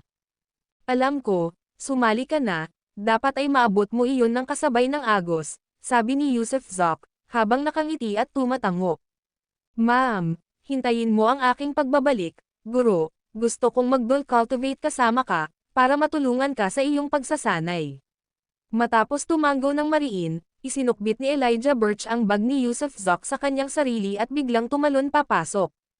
Hindi napigilan ni Yusuf Zoc na mapangiti ng mapait, itong si Elijah Birch ay tunay ngang tapat, nag-alok pa ngang maging herno, niya, hindi siya natakot na baligtarin ni na Ruth Wilcox at Amber Vance ang kanilang mga banga ng selos. Ang video na ito ay edited by Urban Storytelling. Kabanata 665 Pagdaan sa Ruta Dagat. Samantala, sa lungsod ng Jizhao, sa palasyo ng Hari ng Higgins. Isang matanda sa korte na nakasuot ng pula at dilaw na damit ang may malungkot na mukha. Ngayon lang, nalibot na niya ang buong lungsod ng Jizhao ngunit hindi niya natagpuan ang dalawang babae ni Yusuf Zoc. Ang pinakanakababahala ay walang nakakaalam kung saan nagpunta ang dalawang babae ni Yusuf Zoc. Tila naglaho na lang sila sa ere pagkatapos ng isang gabing pagtulog. Tiyak na sigurado ang matandang ito sa korte na si Yusuf Zoc ay nasa direksyon pa rin ng kabisera, kaya imposibleng nakapagpadala na siya ng mensahe, dahil inutusan siya at pagkatapos ay walang tigil na sumugod papunta rito. Kaya kahit may gustong magpadala ng mensahe, hindi sana sapat ang oras, di ba? Maaari kayang mas mabilis pa sa kanya ang sinumang, kabayo na may 1,000 milya, o kalapati na may 10,000 milya. Pero bigla na lang nawala ang dalawang babaeng iyon. Si Reyna Sky Torres, kasama ang Lola Leon na may hawak na tungkod, ay nakaupo rin sa Palace Hall. Wala ka ba talagang ideya kung saan sila nagpunta? Mga tao sila mula sa sarili mong sambahayan. Seryosong tanong ng elder ng Golden Peel, na para bang kasalanan ng Reyna at Lola Leo ang pagkawala ng dalawang babae, parang itinago nila ang mga ito. Nasabi ko na, kung hindi ko alam, ewan ko rin. Ano, sisisihin mo na ba ang padre de pamilya ko ngayon? Kung sino ka man, bumalik ka sa pinanggalingan mo. Ito ang Higgins Royal Palace, hindi ang lugar ninyo para magkagulo, singgal ni Lola Liu, sabay hampas ng kanyang tungkod, at isang pagsabog ng gangchi ang biglang nagpatunog at nagparing sa mga tasa ng tsaa sa mesa sa harap ng elder ng Golden Peel. Darating din ang hukom ng Iron Pen malapit na. Mabuti pa isipin ninyo kung paano ninyo ipapaliwanag ang inyong mga sarili sa kanya. Kumaibat ang bibig ng elder ng Golden Peel. Isang malaking kahihiyan ang matawag na walang kwenta, ngunit pinigilan niya ang kanyang galit, hindi ito ipinapakita, ang kanyang pagkadismaya ay lumubog sa kanyang dantian. Siyempre, hamupa ang kanyang galit, at hindi na siya tumitig o nang ahas na harapin pa sila, dahil wala siyang laban kay Lola Leo. Ipinagmamalaki lang niya ang kanyang katayuan at awtoridad. Hukom na bakal na panulat. Kailangan niya akong tawaging ate kapag nakita niya ako. Malamig na nakangising sabi ni Lola Leo. Sige, Lola, kagalang-galang na Gold Elder, kung tungkol sa kinaroroonan ni Mr. Wala talaga kaming ideya tungkol sa dalawang asawa ni Zoc. Kinaumagahan ng pagdating mo, si Lola ang personal na naghatid sa iyo sa kanila. Noong mga panahong iyon, hindi ko alam na nandito ka pala para hulihin ang dalawa niyang asawa, kaya medyo misteryoso rin sa amin ang bagay na ito. Nakangiting sabi ni Reyna Sky Torres, habang pinapanatili ang isang napakamarangal na anyo. Maghintay tayo at tingnan natin, malapit na silang dumating, walang pakialam na sagot ng elder ng Golden Peel. Kuwait, matapos makita si Elijah Birch, agad na nilisan ni Yusuf Zoc ang kuweba kasama si Ruth Wilcox at ang iba pa, at pagkatapos ay nagmadali silang pasilangan. Ang silangan ang baybayin, plano niyang lumiko sa paligid ng Timog Kontinente sa pamamagitan ng dagat. Sa katunayan, ang mapa ng Saint Dragon Continent ay halos kapareho ng sa ordinaryong mainland, kung saan ang dagat ay nasa silangan, ang timog ay tinatawag na Dianan, na isang tropikal na ilang, tigang at kakaunti ang populasyon. Sa kanluran ay isang walang katapusang disyerto, at sa hilaga ay ang Yun Bay, na malawak na may mga damuhan, latian, at mga bulubundukin. Maging ang East Sea, Dianan, ang Western Deserts, o ang Yun Bay, Ang mga lugar na ito ay pawang mga multo ng mga demon cultivator, mga ligaw at tigang na lupain, na bihirang bisitahin ng mga tao. Ang mga nang-ahas na pumunta roon ay alinman sa napakalakas na mga cultivator o mga dalubhasang mangangaso ng demonyo, at iba pa. Sa hilagang lampas ng Yonbei, walang nakakaalam kung saan ito patungo, ni walang nakakaalam kung ano ang nasa kabila ng katimugang rehiyon ng Daenan. Sinasabing kahit ang mga Golden Peel Monk ay mamamatay sa pagod kung maglalakbay sila papasok sa kalaliman ng kanlurang disyerto. Kung tungkol naman sa East Sea, ito ay isang mas misteryosong karagatan, na may mas maraming demon cultivator na nagkukubli sa loob. Maraming hindi alam sa mundong ito. Kahit ang pinakamakapangyarihan sa mga Panginoon ay hindi makakarating sa kabilang panig ng kalangitan, at kakaunti ang nakakaalam kung ano pa ang umiiral sa mundong ito. Matapos suriin ang mapa ng kontinente ng Saint Dragon, alam ni Yusuf Zok na kung maglalayag siya at susundan ang baybayin, maaabot niya ang timog kontinente sa pamamagitan ng paglalakbay sa kalahati ng bilog. At ang naunang mungkahi ni Elijah Birch ay ang pagtahak din sa rutang dagat, na kasabay ng kanyang mga naunang iniisip. Siyempre, ang dahilan sa pagpili ng rutang dagat ay dahil hindi na magagamit ang rutang lupa. Para makarating sa timog kontinente, kailangan dumaan sa gitnang kontinente, at maglakbay pa sa kabisera ng imperyo. Ngayong nakuha na niya ang atensyon ng mga salamangkero sa korte ng hari, ang pagtahak sa rutang lupa ay walang dad ang magiging lubhang mapanganib. Kung siya lang sana, hindi mahalaga kung saan siya pupunta, pero ngayon ay kalagkad na niya ang pamilya, kasama ang 4 na demonyo at 2 babae. Dahil sa dami ng tao na maglalakbay sa buong mainland patungong timog, hindi lang ang mga salamangkero sa korte ang maghahabol sa kanya. Malamang na interesado rin ang ibang puwersa, kung isasaalang-alang na kasama niya ang 5 magagandang babae na may hitsurang kayang magpabagsak ng mga estado at lungsod, imposibleng hindi makaakit ng atensyon.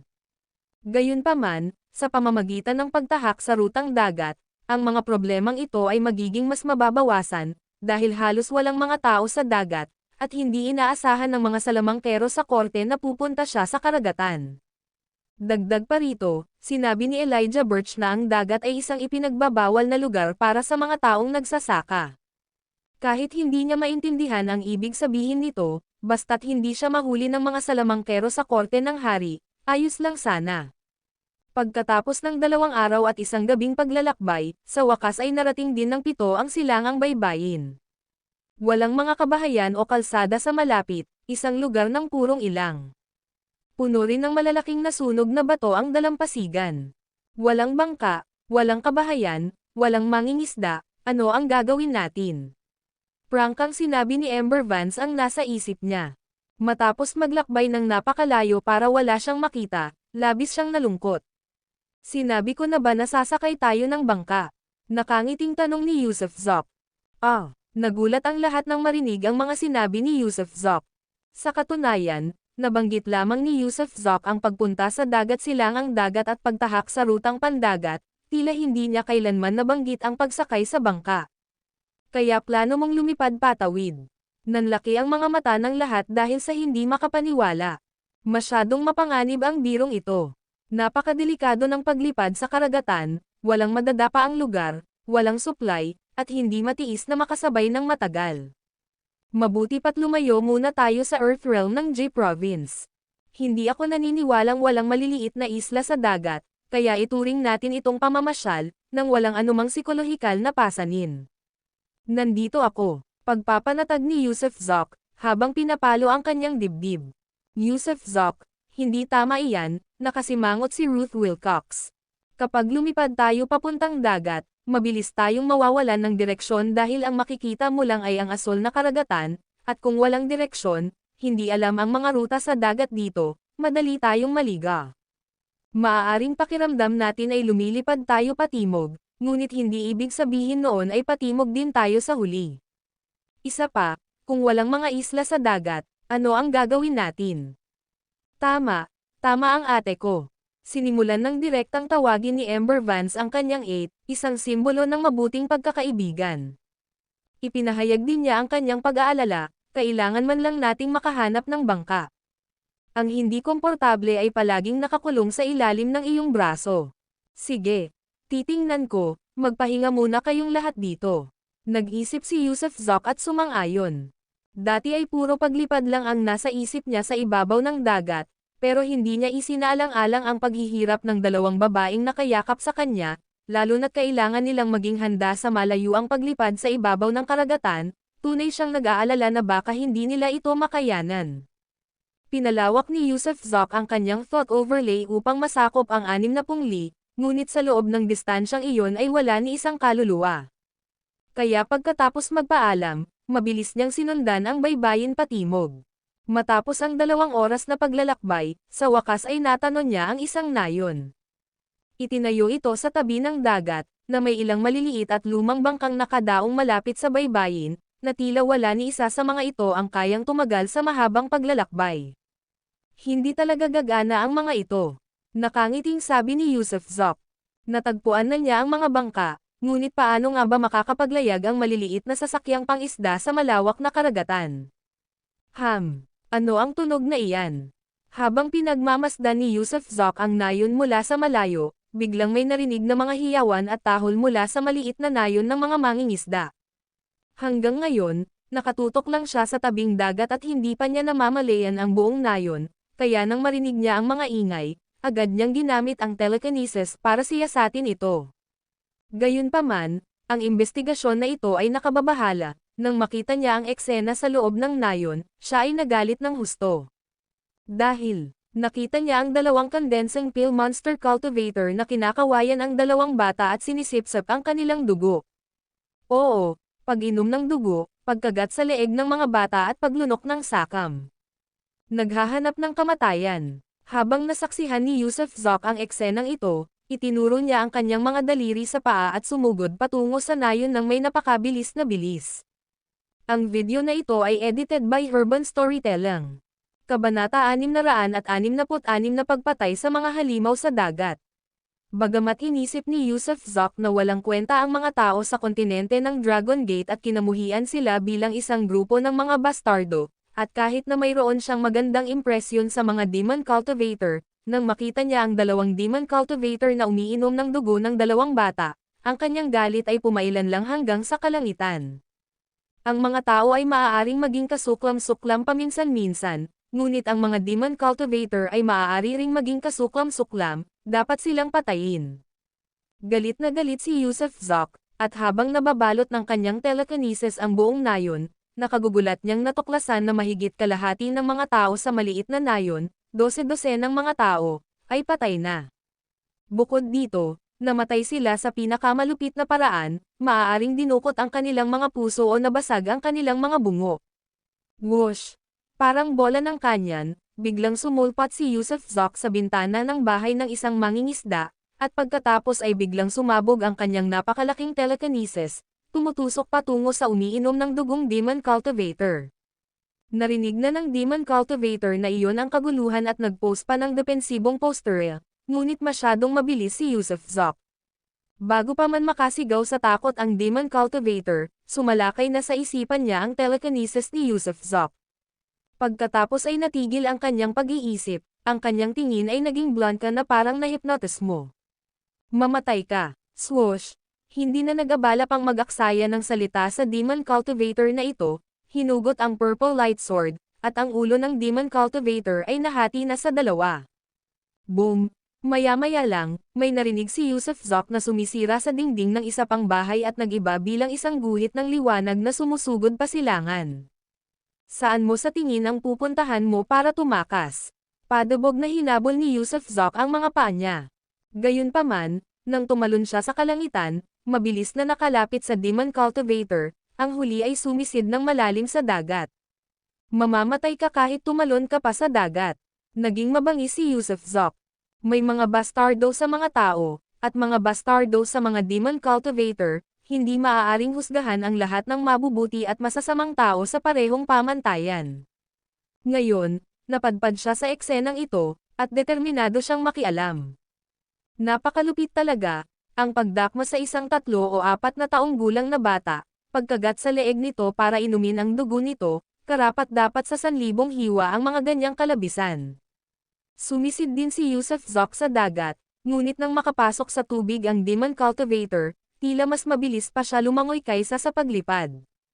Sa tubig dagat, hindi magamit ni Yusuf Zok ang telekinesis para tumagos, umaasa na lamang siya sa sarili niyang telekinesis para kontrolin ang kanyang katawan para sumisid pa. Dahil may resistensya sa tubig, hindi na naging mabilis ang kanyang pagtakbo. Sa kabilang banda, ang Demon Cultivator na iyon ay parang kidlat sa tubig, mabilis na tumatakas. Ilang minuto pa, hindi na makita ni Yusuf Zok ang kanyang anino, dahil nakatakas na siya sa kanyang thought overlay. Masyadong mabilis, kinumpirma ni Yusuf Zok, isang ang halimaw sa dagat iyon. Sus Mariosep, mura ni Yusuf Zok, at ubiling lumitaw sa ibabaw at tumalon sa ere. Ang mga halimaw sa dagat ay parang mga isda sa tubig, paano siya, isang bihasa lamang na may kaunting kaalaman sa paglangoy, makakalaban ang isang Golden Core Demon Cultivator. Kaya nakatakas ang Demon Cultivator. Huwag mo akong hayaang mahuli, natatandaan ko pa ang hitsura mo. Mapait na mura ni Yusuf Zok, pagkatapos ay agad na nagmadaling bumalik. Di nagtagal pagkatapos nito, bumalik siya sa nayo ng mga mangingisda, at dahil gabi na, ang mga hindi nasaktan ay nasa kanilang mga panaginip pa rin. Bumalik si Yusuf Zok sa silid kung saan naroon ang Demon Cultivator, ngunit naubusan na ng dugo ang mga bata, wala nang hininga, at nilalamig ang kanilang maliliit na katawan. Naliligo rin sa dugo ang kanilang mga magulang sa kama, at ganoon din ang nangyari sa katabing bakuran. Sus Mariosep, Samsuman. Galit na galit si Yusuf Zok, at marahas na sinaksak ang katawan ng pugot na Demon Cultivator ng ilang beses pa. Gayunpaman, pagkatapos ng mga hiwa na ito, isang kumikinang at bilog na puso ang biglang lumabas mula sa tiyan ng Demon Cultivator, na halos kasing laki ng itlog ng kalapati, at naglalabas ng mahinang halo ng liwanag. Hindi ito ginintuan, ni puti, isa lamang itong halo na parang liwanag ng kandila. Isang Demon Core. Hindi kailanman naisip ni Yusuf Zok na patayin ang mga demonyo para sa kanilang mga core, kaya't sandali siyang natigilan nang makita ang Demon Core, pagkatapos ay casual niya itong kinuha. Mabigat ang Demon Core, naglalabas ng mga alon ng enerhiya, at kakaiba ang init sa isang panig at malamig sa kabila. Malamig na singgol ni Yusuf Zok, itinago ang Demon Core, nag-isip sandali, at pagkatapos ay tumalon palabas ng nayon ng mga mangingisda, nang hindi nag-abalang maghanap ng mga bangkang pangisda, ngunit sa halip ay mabilis na bumalik. Bumalik na ang Panginoon, nang makita nila si Yusuf Zok na lumilipad pabalik na parang isang guhit ng liwanag, ang tatlong katulong at ang batang bulag ay masayang sumasayaw at kumakaway ng kanilang mga kamay. Tumayo rin sina Ruth Wilcox at Amber Vance. Lumuhad kayong apat. Pagkababa pa lang ni Yusuf Zok, dumilim ang mukha niya nang lumingon siya sa tatlong katulong at sa batang bulag. Natigilan silang apat, ngunit nang mapansin nila ang matinding galit sa mukha ni Yusuf Zok, agad silang lumuhad. Namangha sina Ruth Wilcox at Amber Vance. Ano ang nangyayari? Ipapaliwanag ko ngayon ang mga patakaran ko sa inyong apat, at isang beses ko lang sasabihin ang mga ito. Malamig na sabi ni Yusuf Zok, mula ngayon, nang walang utos ko, hindi kayo papatay ng sinumang tao nang walang pinipili, lalo na't hindi kayo mananakit ng mga bata, babae, o matatanda. Kung may susuway, papatayin kita agad. Opo, naiintindihan po namin, Panginoon. Nang makita ang nakamamatay na aura ni Yusuf Zok, nang inig silang apat sa takot. Natakot talaga sila. Tumayo ka, sabi ni Yusuf Zok, tumatango, ngunit may malungkot pa ring ekspresyon sa mukha. Anong problema? Malumanay na tanong ni Ruth Wilcox. Sa oras na ito, kahit si Amber Vance ay hindi nang ahas na magsalita, tanging si Ruth Wilcox lamang ang nang ahas na magtanong. Bumantong hininga si Yusuf Zok at sumagot, nakakita ako ng dalawang Demon Cultivator na pumapatay sa mga taga-nayon at umiinom ng dugo ng mga bata. Napatay ko ang isa, at ang isa naman ay nakatakas sa dagat. Bulat na bulalas ni na Ruth Wilcox at Amber Vance, pagkatapos ay sumulyap sila sa apat na katulong. Noon lamang napagtanto ng mga katulong kung bakit nagalit ang kanilang Panginoon, at sa sobrang takot nila ay hindi sila makapagsalita. Siya nga pala, alam mo ba kung paano gamitin ang mga Demon Core na ito para sa cultivation? Biglang kumuha si Yusuf Zok ng isang Demon Core mula sa kanyang bulsa at nagtanong. Alam ko, Sagot ng panganay na katulong, habang nag-iipon ng lakas ng loob. Ginagamit ng mga tao ang mga demon core para sa alchemy, o di kaya'y nilulunok nila ng direkta ang core. Pagkatapos lunukan, maaaring matuno ng isang tao ang espiritual na kapangyarihan sa loob ng kaibuturan upang mabilis na mapalakas ang kanilang mga sarili. Diretso mong lulunin. Tumanggaw si Yusuf Zok, sabay ibinulsa muli ang demon core. Hindi pa ito ang panahon para sa paglilinang. Wala bang barko? Tanong ni Ruth Wilcox sa sandaling ito. May ilang maliliit na bangka ang nayo ng mga mangingisda, pero hindi angkop ang mga ito para sa paglalayag sa malalim na dagat, lalo na para sa mahabang paglalakbay, walang magawang sagot ni Yusuf Zok. Kung gayon, gawin natin ang sinabi mo, nagngalit na sabi ni Ruth Wilcox, kahit ano paman, magkakasama tayong tatlo, buhay man o patay. Pare-pareho lang naman ang lahat kahit saan tayo naroroon. Basta't kasama ka namin, masaya kami. Hindi ko maaaring isugal ang buhay mo para sa isang pakikipagsapalaran. Mag-isip tayo ng ibang paraan, huwag kang magmadali, sabi ni Yusuf Zok, sabay iling habang nakangiti. Ang tanging nasa isip niya ay ang tumakas mula sa mainland at umiwas sa paghabol, ngunit hindi niya naisip kung ano ang mangyayari kung maligaw sila sa dagat ng walang dalang supply. Hindi ba't magdudulot lang iyon ng paghihirap para sa dalawang babae? May ideya ako, kung ayos lang na ibahagi, maingat na wika ng panganay na katulong. Sige, magsalita ka. Hindi mo kailangang matakot. Hanggat susundin mo ako at kikilos ng maayos mula ngayon, patuloy kitang pakikitunguhan ng maayos, biglang sabi ni Yusuf Zok nang nakangiti. Opo, Panginoon, sabay-sabay na tugon ng tatlong katulong, habang nagpatuloy ang panganay. Wala na tayong bangka ngayon, pero kailangan na nating pumalaot. Ang pinakamahusay na paraan ay ang pagsupil sa isang kalapit na halimaw sa dagat dahil pamilyar ang mga halimaw sa dagat sa lupain ng karagatan. Hindi tayo maliligaw, at kung babalik ito sa orihinal nitong anyo, maaari na lang tayong sumakay sa likod nito upang tahakin ang karagatan. Hey, binibining napakalupit, napakawalang puso. Tinutulungan ang mga tao na magkaroon ng mga ideya para harapin ang sarili nating uri, bigla. Pagkatapos magsalita ng panganay na katulong, nagsimulang kumulo ang ibabaw ng dagat sa di kalayuan, at agad na pumailang lang sa kalangitan ang isang haligi ng tubig na may nakatayong gininto ang kumikinang na demon cultivator. Isang halimaw sa dagat na may gininto ang ubod. Ang video na ito ay edited by Urban Storytelling. Kabanata 667 ang dakilang demonyo na may gininto ang core. Hindi kailanman naisip ni Yusuf Zok na ang baybayin ng East Sea ay magkakaroon ng napakaraming demon cultivator. Akala niya'y nagkataon lang ang naunang dalawa, nagkataon lang na nakasalubong niya ang mga ito. Pero ngayon, isang Golden Peel Refinement Sea Monster ang talagang naghanap sa kanya.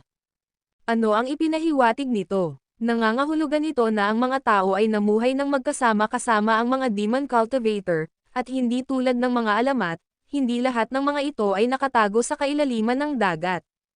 O marahil masasabing napakarami talagang halimaw sa dagat. Whoosh! Mabilis na gumanti si Yusuf Zok, agad na pamwesto sina Ruth Wilcox at Amber Vance sa likuran niya. Agad na nagsipagtakbuhan sina Big Sandy at ang dalawa pang batang babae sa harap na parang pamaypay, habang ang bulag na si Brian Zok ay nakayuko. Kahit hindi siya makakita, naririnig at nakikilala niya ang mga direksyon, kaya parang isang malaking daga na handang tumalon anumang oras, inilabas niya ang kanyang mga ngipin at umungol sa malayong Golden Peel Sea Monster. Hahaha, hindi naman masama, isang trio ng maliliit na cloud leopard, nasa tamang edad lang, ********, at dalawang magagandang babae rin. Hahaha, ngiting-ngiti sa akin ang swerte ngayon. Tumawa ng malakas ang Golden Peel Sea Monster, sakam na pinagmamasdan ang tatlong babae pati na rin sina Ruth Wilcox at Amber Vance nang walang anumang pagpipigil. Napagtanto ni Yusuf Zok na sa mundong ito, maging tao man o demon cultivator, lahat sila ay tila labis na maalay at sakam, wala ni isa sa kanila ang napanatili ang kanilang pagkatao. Mahigpit na hinawakan ni Yusuf Zok ang kanyang purple light sword, ang Golden Pellet Demonic Cultivator na ito ay malamang na tinawag ng maliit na halimaw na nakatakas kanina. Siyempre, alam din niya na hindi siya makakatakas ngayon, dahil napakaraming tao. Imposibleng madala niya silang lahat. Kaya isa na lang ang natitirang opsyon, ang harapin ang labanan. Laban sa isang taong may golden pill refinement, wala siyang kahit kaunting kumpiyansa. Ang mga nakarating na sa ganoong antas, kung ilalarawan sa siyentipikong paraan, ay nahati na ang kanilang enerhiya. Isang kumpas lang ng kanilang kamay ay kayang magpasiklab ng malakas na hangin. Kahit hindi nila maililipat ang mga bundok at dagat o maagaw ang mga bituin at buwan, malamang na madali nilang masisira ang isang malaking bundok. Alam ni Yusuf Zok na sa pagkakataong ito, kailangan niyang lumaban ng buong lakas. Kailangan niyang gamitin ang lahat ng teknik na mayroon siya. Kung hindi, ang isang pagkatisod ay maaaring mga hulugan ng tiyak na kamatayan. Golden Pellet Demonic Cultivator, iniisip ko kung mapapasuko ka ba ng aking mga purple droplet. Pinaikit ni Yusuf Zok ang kanyang mga mata. Sa sandaling ito, naisip niya ang mga lila na patak, dahil lahat ng nakain ng kanyang mga lila na patak ay naging mga alipin ng kaluluwa. Kaya, kung may pagkakataon, kailangan niyang papasukin ang kanyang mga lila patak sa bibig ng kalaban. Nako, gusto mo pa ring lumaban. Hindi takot sa kamatayan. Hindi mo ba alam na isa akong dakilang demonyong golden pill? Tila naging interesante ang halimaw sa dagat nang hawakan niya ang kanyang tainga at magtanong nang makita niyang matalim na nakatitig sa kanya si Yusuf Zok. Isang simpleng taong tagapagtanggol ng Foundation Establishment, na puno ng diwa ng pakikipaglaban sa harap niya. Ito ay isang bagay na hindi pa niya naranasan noon. Alam mo siguro, ang paglitaw ng isang halimaw na katulad niya ay kadalasang nagiging sanhi ng panghihina ng mga tuhod kahit ng mga human cultivator na nasa solidifying pill stage, tama ba? Kung aalis ka ngayon, hindi kita mabubuhay, malamig na sabi ni Yusuf Zok.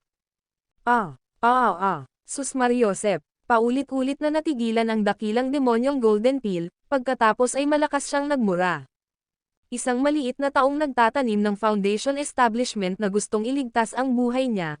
Ano ba yan? Saan ka ba makakahanap ng ganitong katapangan? Mukhang interesado na ako sayo. Hindi kita papatayin, pero papapanoodin kita habang nakikipaglaro ako sa mga babae mo. Ano ang magagawa mo laban sa akin? Habang nagsasalita ang dakilang demonyong golden pill, bigla niyang itinaas ang kanyang mga braso. Whoosh! Habang itinataas niya ang kanyang mga braso, isang napakalaking alon na ilang metro ang taas ang bumangon sa baybayin, humahampas sa grupo na parang tsunami. Tara na, nang inig ang anit ni Yusuf Zok. Isa ba itong spell? Kahit ang mga halimaw ay marunong gumamit ng mga spell. Binuhat niya ang dalawang babae, determinadong makatakas. Gayunpaman, tila inaasahan na ng dakilang demonyong nasa golden pill ang kanyang pagtatangkang tumakbo, kaya sa isang matinding sigaw mula sa kung saan, biglang sumiklab ang malalakas na sound wave papunta sa mga tainga ni Yusuf Zok at sa kanyang utak. Ang ingay ay parang kulog, halos maging dahilan upang samuka ng dugo si Yusuf Zok. Haha, gusto mo bang tumakbo? Hindi pwede, sigaw ng dakilang demonyong golden pill, habang pinapadyak ng malakas ang ibabaw ng dagat habang sumisigaw, nakakayanig na tubig na gumugulong. Dagandong, hindi malinaw kung anong kakaibang divine skill ang ginamit niya, ngunit habang bumababa ang kanyang boses, tila gumugulong ang lupa, umaalon na parang mga alon, kaya imposible para kay Yusuf Zok at sa iba pa na makatayo man lang ng matatag. At ang malalaking alon sa likuran nila ay naging mga lubad, kasing bilis ng kidlat, at hamampas ang mga ito sa lahat ng may malakas na pagunggos. Hindi rin nakatakas sina Yusuf Zok, Ruth Wilcox, at Amber Vance. Hindi inaasahan ni Yusuf Zok na ang lupa ay manganginig ng ganito kalakas at masisira ang kanyang balanse. Nang mahigpit na nakabalot sa kanyang katawan ang lubod na nabuo ng mga alon ng dagat, ilang beses na nagpumigla si Yusuf Zok ngunit hindi siya makawala. Kasabay nito, kinailangan niyang bitawan sina Ruth Wilcox at Amber Vance dahil halos mapunit ang dalawang babae sa napakalaking puwersa ng paghila. Whoosh! Isang grupo ng 7 tao ang tinangay pataas ng lubod ng tubig, na lumulutang ng mataas sa ibabaw ng dagat. Hahaha, talagang pinalalaki ninyo ang inyong mga sarili, pangungot siya ng Golden Pellet Demonic Cultivator ng may ngiting sabi, na para bang hindi nakakatuwa para sa kanya ang paghuli sa iilang mga taong cultivator na ito. Siyempre, sa oras na ito, mahigpit ding nakahawak si Yusuf Zok sa kanyang espada, Ngunit hindi niya binunot ang espada dahil kahit na kaya niyang iligtas ang kanyang sarili sa sandaling ito, hindi niya mailigtas sina Ruth Wilcox at Ember Vance. Tara na, oras na para umuwi, hindi man lang sineryoso ng Golden Pellet Demonic Cultivator si Yusuf Zok. Paano kung may espada siya? Kaya ba niya talagang putulin ang lubid niya para sa tubig? Hindi ito posible. Kaya naman, hindi na niya nagawang sumulyap pa kay Yusuf Zok. Sa mabilis na pagsisid, tuluyan siyang lumubog sa ilalim ng dagat, at sina Yusuf Zok at ang iba pa, na nakatali pa rin sa lubad, ay sumunod sa kanya papasok sa tubig. Glob glob glob, pagkalubog ng lahat ng tao, sina Ruth Wilcox at Ember Vance, na parang isdang nawalan ng tubig, ay hindi makahinga at nagsimulang mabulunan sa tubig. Nako, nakalimutan kong hindi ka pala mabubuhay sa tubig, lumingon ang Golden Pellet Demonic Cultivator, at saka ikinuyom ang kanyang mga daliri ng 7 beses. Sa bawat pitik, may lumilitaw na bula, bawat isa ay direktang dumadaloy sa ibabaw ng ulo ng lahat. Nang sandaling matakpan ng mga bula ang kanilang mga ulo, parang may nakasuot na ear sac ang lahat, na nagpapahintulot sa kanila na huminga ng malaya, isang kakaibang eksena. Haha, ang saya naman nito diba? Hindi ko kayang makita kang mamatay dahil gusto kitang pahalagahan ng mabuti. Tila nagmamadali siya, habang patuloy siyang sumisid ng mas mabilis pa. Patuloy na naghahanap ng pagkakataon si Yusuf Zok sa buong oras, ngunit hindi pa rin siya kumpiyansa na kaya niyang patayin ang dakilang demonyo sa isang ulos lamang ng kanyang espada, at higit pa rito, sa tubig, ang kanyang lakas sa pakikipaglaban ay lubhang nabawasan. Sumulyap siya kina Ruth Wilcox at Ember Vance, na noong mga oras na iyon ay nakatingin sa kanya ng may kalmadong mga ekspresyon. Pasensya na, mapait na umiling si Yusuf Zok, alam niyang natatakot sila, pero sa sandaling ito ay nagpapanggap silang matapang, inaalo siya para hindi siya makaramdam ng pagkakasala. Maghanap ka ng pagkakataon, patayin mo siya. Biglang sabi ni Ruth Wilcox sa Ingles. Gagawin ko, tumanggo si Yusuf Zok, at pagkatapos ay ipinikit ang kanyang mga mata, nagsimulang mag-isip ng iba't ibang estratehiya. Pagkalipas ng halos isang oras, biglang nagdilim ang paningin ng lahat na para bang pumasok sila sa isang tunnel sa ilalim ng tubig. Hindi mahaba ang lagusan, ilang hininga lamang ang haba, at pagkatapos nilang dumaan sa lagusan, muling lumiwanag ang kanilang paningin, at lumitaw ang isang palasyong kristal. Ang palasyong kristal ay tunay na gawa sa kristal, maliwanag ang ilaw at marangyang pinalamutian, na may isang demonyong solidifying pil na nakatayo sa harap ng mga tarangkahan ng palasyo, ang mismong demonyong nakatakas mula sa mga kamay ni Yusuf Zok noon. Binabati kita sa iyong matagumpay na pagbabalik, mahal na hari, at sa magagandang bihag na iyong dinala. Magalang na bati ng demonyo. Tama na, maaari ka nang umalis. Gamit ang isang pagkumpas ng kanyang kamay, ang Golden Pellet Demonic Cultivator ay lumikha ng isang masa ng enerhiya na tumangay sa demonyo palayo sa pasukan, at pagkatapos ay nagsara ang daanan. Walang tubig dito. Tila hinaranggan ng daanan ang lahat, kaya't malaya silang nakahinga. Sa loob ng palasyong kristal, walang kahit isang kaluluwa. Walang mga demonyong mas mababa o anumang katulad nito, tila tanging ang Golden Pellet Demonic Cultivator lamang ang naroon. Pagpasok sa palasyo, ang sahig ay natatakpan ng mga balahibo ng iba't ibang hayop, malambot at mainit sa ilalim ng paa. Nang ihagis ng Golden Pellet Demonic Cultivator ang mga tao sa lupa, ang mga lubod ng tubig na nakatali sa mga katawan ni Ruth Wilcox, Ember Vance, at Sandy ay hinigop papasok sa kanyang bibig, ngunit ang mga lubod kay Yusuf Zok at sa bulag na batang lalaki ay nanatili, na nakabalot pa rin sa kanilang mga katawan. Pagkatapos ay tumawa siya ng malakas at sinabing, sige, simulan na natin ang mga laro. Mga gwapo, maglaro tayo ng taguan. Kayong dalawa, panoorin ninyo at makikita ninyo kung paano ko lubos na may enjoy ang mga babae. Habarin mo ang damit mo. Ang video na ito ay edited by Urban Storytelling. Kabanata 668 Pagkapan sa itim na Jiao. Biglang humagalpak ng malakas na tawa ang demonyong gininto ang Pildores, gustong maglaro ng taguan. Nang manginig ang kanyang katawan, nabasag ang mga damit na nakasuot sa kanyang katawan. Agad na pumikit sina Ruth Wilcox, Ember Vance, at 3 pang dalaga dahil sa takot, dahil talagang nakakatakot ang tanawin. Ang nilalang na ito ay isang demonyo, ang kanyang mga bahagi ng katawan ay 7 o 8 beses na mas malaki kaysa sa isang lalaking tao, kaya nagmumukha siyang isang halimaw. Hahaha, mga kagandahan ko, narito na ang inyong dakilang hari.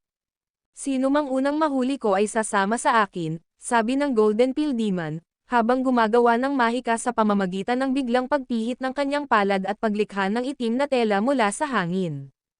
Pagkatapos ay piniringan niya ang sarili, at sa labis na pagtawa, ibinuka ang kanyang mga braso para sunggaban ang isang tao. Sa sandaling iyon, biglang nanlamig ang mga mata ni Yusuf Zok. Matapos ang mahabang paghihintay, sa wakas ay tumigil na rin siya sa paghihintay. Walang tubig sa paligid at walang ibang tao, kaya niyang ilabas ang kanyang pinakamalakas na kapangyarihang lumaban. Bukod dito, tila hindi siya sineryoso ng demonyo, ni hindi man lang siya inabala sa kanyang espada. Kasabay ng isang, kalat, mabilis na hinugot ang Purple Light Sword. Habang kumikislap ito ng may lilang liwanag, ang mga lubid ng tubig na gumagapos sa kanya ay umugang at nabasag. Kasabay nito, sumugod si Yusuf Zok gamit ang kanyang espada, diretsyong itinutok sa lalamunan ng demonyo. Anong espada ito? Bagamat nakapiring ang demonyo, napansin niyang pinutol ni Yusuf Zok ang mga lubid ng tubig at nakita niyang naglalabas ito ng lilang liwanag, na nagdulot sa kanya ng isang malakas at hindi mapakilang pakiramdam ng takot. Napakabilis kumilos ni Yusuf Zok at walang balak sumagot. Gayunpaman, ang reaksyon ng demonyo ay higit pa sa inaasahan ni Yusuf Zok.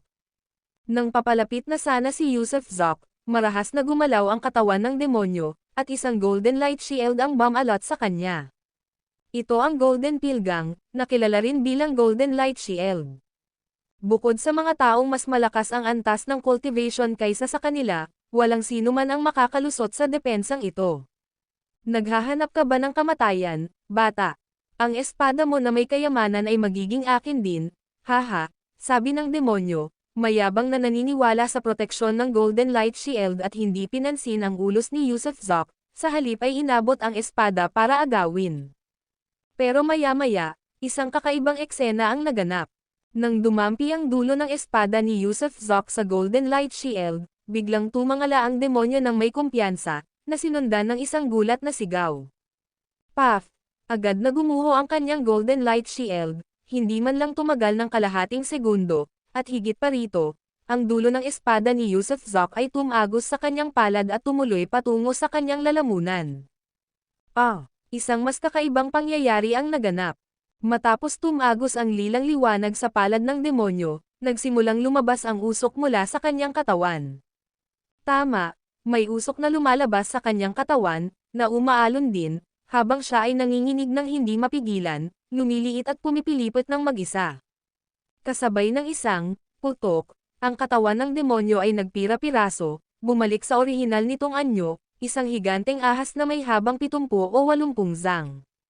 Tunay nga, isa itong higanteng ahas, ang katawan nito ay kumikinang sa itim na liwanag, natatakpan ng itim na kaliskis, na may malaking umbok sa ulo nito na nangangahulugang isang maikling sungay, ngunit ito ay walang kuko, isa lamang ahas na may sungay. Isinukbit ni Yusuf Zok ang kanyang espada, ang kanyang mukha ay may halong gulat at pagkalito. Ano ang nangyayari? Naghanda siya para sa maraming paraan upang lumaban hanggang kamatayan, kaya paano nangyari na sa pamamagitan lamang ng kanyang espada, na ibalik niya ang kanyang kalaban sa orihinal nitong anyo. Walang tigil na pumipilipot ang higanteng ahas sa loob ng palasyong kristal, ang mga mata nito ay kumikislap sa matinding takot. Walang pakialam sa dahilan, tumalon si Yusuf Zok sa ibabaw ng ulo ng ahas at dahan-daang tinusok ang makalangit na espiritu nito gamit ang dulo ng espada, na nagdulot ng pagtalsik ng mga patak ng dugo. Magaling, mahabag ka sa aking mahirap na paglilinang, huwag mo akong patayin, huwag mo akong patayin, handa akong magpasakop, handa akong magpasakop. Nagsalita ang itim na ahas sa wikang tao, paulit-ulit na nagmamakaawa. Anong problema mo? Masupol ka ba ng espada ko? Malamig na tanong ni Yusuf Zok. Oo, oo, oo, ang espada sa kamay ng dakila ay malamang na ang maalamat na espadang sumusupil ng dragon. Isa lamang akong maliit na hybrid na ipinanganak sa dragon, kaya paano ako mangangahas na harapin ang treasure sword ng dakilang taong sumusupil sa dragon? Iligtas mo po ang buhay ko, dakila. Ibuka mo ang bibig mo. Galit na utos ni Yusuf Zok. Agad na ibinoka ng itim na ahas ang bibig nito, at mabilis na nagpakawala si Yusuf Zok ng isang patak ng lilang likido sa loob. Agad na sumigaw sa sakit ang itim na ahas, habang gumugulong-gulong sa lupa. Habang lumulutang sa ere si Yusuf Zok, ang kanyang espada ay nakatutok pababa, handang singilin ang buhay nito anumang oras. Ilang sandali lamang ang lumipas nang kumurap ang mga blood beads, at muling lumitaw ang pakiramdam ng isang ugnayan sa kaluluwa, nakapagtatag na siya ng koneksyon sa kaluluwa sa itim na ahas. Gayunpaman, tila hindi pa tapos ang itim na ahas, sumasailalim ito sa pag-akyat. Maaari ba? Labis na nagulat si Yusuf Zok. Makakatulong kaya ang lilang likido sa isang golden pill para makamit ang feather transformation realm? Kung totoo ito, maaaring yumaman siya, ngunit kung ang balita ay lumabas, walang dadang siya ang magiging pinaka-inaasam na kayamanan sa lahat ng mga demon cultivator. Pop, pop, pop, nagsimulang magbitak ang balat ng itim na ahas, habang mabilis itong nagbago. Kahit mula sa loob ng katawan nito, may mga malalakas na tunog na hindi alam ang kahulugan.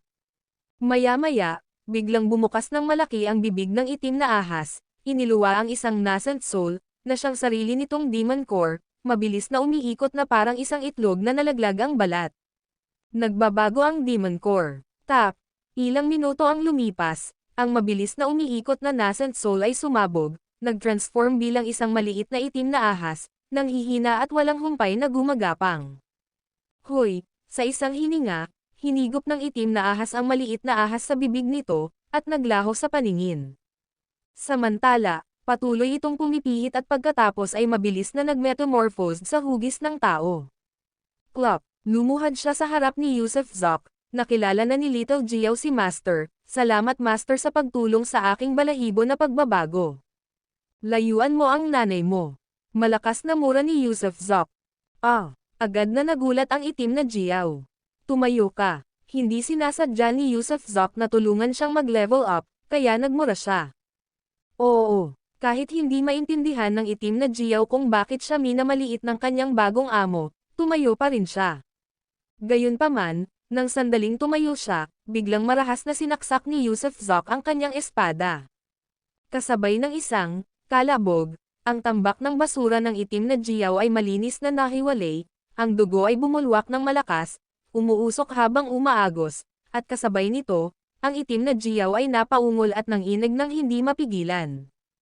Pero hindi siya nagtangkang tumanggi. Alam mo ba kung bakit? Malamig na tiningnan siya ni Yusuf Zok. Oo, alam ko, dinungisan ni Munting Jiao ang ginang, nararapat siyang mamatay, salamat po, guro, sa iyong awa. Taos pusong nataranta ang itim na Jiao at patuloy na nagpasalamat. Mula ngayon, maging patay ka na lang na beteng. Malamig na sabi ni Yusuf Zok. Oo. Patuloy na tumango ang itim na Jiao. Maghanap ka ng damit na maisusuot, at kung maglalakas loob kang tumingin muli sa babae ko, pupugutan ko ng ulo ang ulo mo. Matigas na sabi ni Yusuf Zok. Hindi na mauulit, hindi na mangyayari. Habang sinasabi ito ng itim na Jiao, na parang isang panlilin lang, isang bote ng pulbos ng gamot at isang pares ng damit ang biglang lumitaw sa kanyang mga kamay, pagkatapos ay lumingon siya upang iwisek ang pulbos ng gamot sa kanyang ibabang bahagi ng katawan upang pigilan ang pagdurugo, at mabilis na isinuot ang damit. Labis na nagtataka ang lahat, nagtataka kung saan nakuha ng itim na Jiao ang pulbos ng gamot at mga damit. Gumagawa ba siya ng mahika? Tunay ngang kaimahimalang nangyari.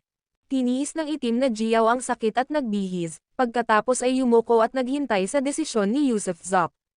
Sa oras na ito, hindi nagpataw ng anumang parusa si Yusuf Zok, sa halip ay lumapit kina Ruth Wilcox at Amber Vance, at marahang niyakap sila. Pasensya na sa paggulat ko ulit sa inyo, pero sabihin ninyo sa akin, dapat ko ba siyang patayin o hindi? Nasa iyo na ang desisyon. Putek, naglakas loob pa siyang maghubad sa harap mo. Galit na sabi ni Yusuf Zok. Hindi ba ikaw ang nagpakawala ng gatas sa kanya, ha?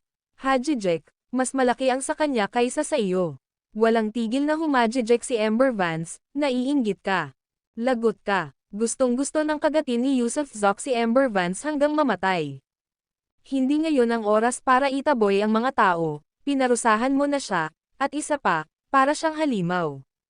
Tayo ay mga tao. Kunwari ka na lang nanood tayo ng halimaw na gumagawa ng mga kalokohan kanina. Pero hindi naman niya tayo pagtataksilan sa hinaharap, di ba? Nag-aalalang sabi ni Ruth Wilcox. Umiling si Yusuf Zoc, hindi niya gagawin. Tingnan mo, pinutol ko ang pagkalalaki niya, at hindi man lang siya nagalit, di ba? Mabuti yan, mabuti yan. Paulit-ulit na tumanggaw sina Ruth Wilcox at Amber Vance. Kailangan nila ng mga tao sa sandaling ito, at hindi sila pamilyar sa mainland. Ngayon, sa baybayin, para silang mga langaw na walang ulo na naghahabulan, hindi posible na magpatuloy ng ganito. Kaya naman, ang pagkakaroon ng isang demonyong golden pill bilang alipin ay lubhang kapakipakinabang para sa kanila. Narinig mo ba yon? Hindi ka na pinabayaan ng mga kerida mo. Biglang lumingon si Yusuf Zoc at sinabing, nagpapasalamat ako sa mga kerida para sa inyong awa, nararapat lamang na mamatay si Little Jiao, mali si Little Jiao, handang sumunod si Little Jiao sa Panginoon at mga kerida magpakailanman, hinahangad ang kagandahan ng kanilang kerida na hindi tumatanda, at isang buhay na kasing haba ng langit. Alam ng itim na Jiao na ito kung paano mambabola. Tama na, tinatanong kita, saan nanggaling ang pulbos na gamot at mga damit mo kanina lang? May pagkausyosong tanong ni Yusuf Zoc. Kinuha ito mula sa space treasure ni Little Jiao, tapat na sagot ng itim na Jiao. Kayamanan sa kalawakan. Labis na nagulat si Yusuf Zoc, at sina Ruth Wilcox at Amber Vance ay parehong napanganga sa pagkamangha. Maaari ba itong maging totoo? Nasaan ang kayamanan sa kalawakan? Nasa sabik na tanong ni Yusuf Zoc. Ito ang singsing na nasa kamay ni Little Jiao, na aking inihahandog ngayon kay Master. Tanggapin mo po ng may kasiyahan, guro. Matalino rin ang itim na Jiao, at walang pangalawang salita, lumuhad siya at gamit ang dalawang kamay ay inilahad ang singsing na hinubad niya. Ibigay mo sa akin. Iniabot ni Yusuf Zoc ang kanyang kamay, at direktang hinayla ang singsing papunta sa kanyang mga kamay. Guro, ang mga ganitong kayamanan ay napakabihirang makita sa buong kontinente ng Saint Dragon. Hindi pa kasama rito ang mga Golden Pill Monks, kahit ang mga nasa Feather Transformation Realm o nascent Soul Powerhouses ay maaaring walang ganitong mga singsing. At kung gagawin man nila, malamang ay hindi hihigit sa 3 o 5. Meron nito si Little Demon dahil nakahanap ako ng True Dragon Treasure. Nakamit ng munting demonyo ang karunungan sa espiritual at pinino ang aking tunay na sarili sa loob ng tunay na kayamanan ng dragon. Ang video na ito ay edited by Urban Storytelling. Kabanata 669 na Clayton Zoc. Paano mo ginagamit ang singsing na ito? Paano mo ito bubuksan? Tiningnan ito ni Yusuf Zoc mula kaliwa pa kanan ngunit wala siyang makitang espesyal sa singsing na ito. Parang ordinaryo lang talaga ang itsura nito, hindi ginto, hindi pilak, hindi tanso, hindi aluminyo. Wala siyang ideya kung anong material ang ginamit para gawin iyon.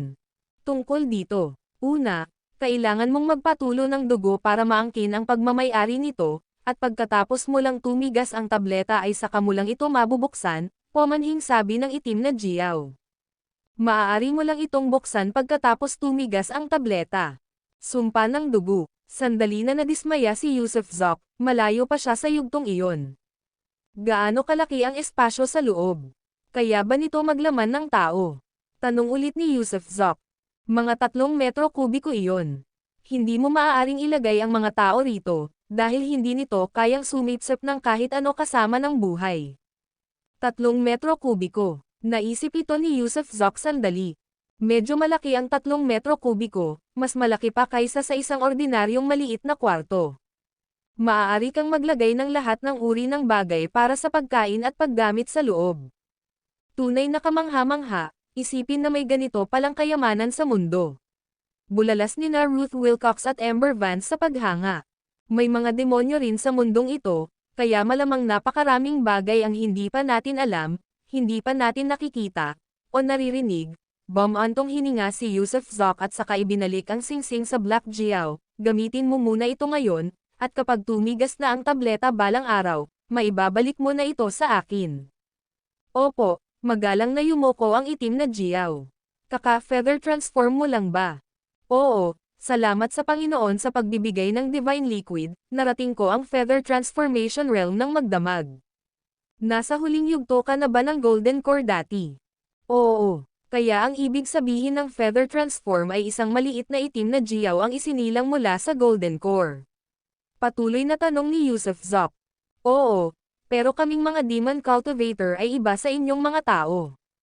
Ang ating Feather Transform ay kinabibilangan ng pag-aalaga sa ating tunay na anyo, habang ang sa tao ay kinabibilangan ng pag-aalaga sa isang sanggol na tao. Manggang anak, di ba? Bulalas ni Yusuf Zok sa pagkamangha. Ito ang pagsilang ng Primordial Spirit, ang unang hakbang sa pagtalikod sa mortal na laman upang habulin ang dakilang daw, paliwanag ng itim na Jiao. Kapag ang maliit na Jiao sa dantian ay naging isang sanggol na tao, ito ang nascent soul realm. Para sa mga tao, ang bagong taong kaluluwa ay itinuturing lamang na ganoon kapag iminulat na ng sanggol ang mga mata nito. Naiintindihan ko, naintindihan ni Yusuf Zok ang punto ng itim na Jiao. Sa panahon ng pag-iihip ng balahibo ng tao, bagamat lumilitaw ang isang sanggol na nasa sinapupunan, ito ay parang isang fetus sa sinapupunan na walang malay, hindi kayang imulat ang mga mata o gumalaw. Kapag narating na nito ang nascent soul realm at malayang nakakagalaw ang sanggol sa sinapupunan, saka lamang ito tatawaging nascent soul. Solidifying peel, golden core, feathering, nascent soul, ginalugad niya ang hindi alam ng sangkatauhan, hakbang-hakbang, antas-antas. Siya nga pala, bakit ka natakot sa espada ko? Biglang naalala ni Yusuf Zok na hindi pala siya gumamit ng mind control, ni hindi rin nagkaroon ng matinding laban, pero natalo ang Black Jiao. Tila kakaiba ang kanyang purple light sword. Para sagutin ang Panginoon, ang iyong treasure sword ay may taglay na aura ng pagpatay sa mga dragon, na hindi ko mapigilan o maiwasang matakot. Pinipigilan nito ang aking enerhiya, kaya ko sinabing ang espadang ito ay isang espadang sumusupil sa dragon, o baka nakapatay ito ng isang tunay na dragon. Siguro, tinaas ni Yusuf Zok ang isang kilay. Ang espada ay orihinal na nakatusok sa ulo ng dragon, hindi ba? Marahil isa talaga itong espadang pumapatay ng dragon. Bukod dito, ang Trap Dragon Ban sa Capital City ay nasira na ng espadang ito.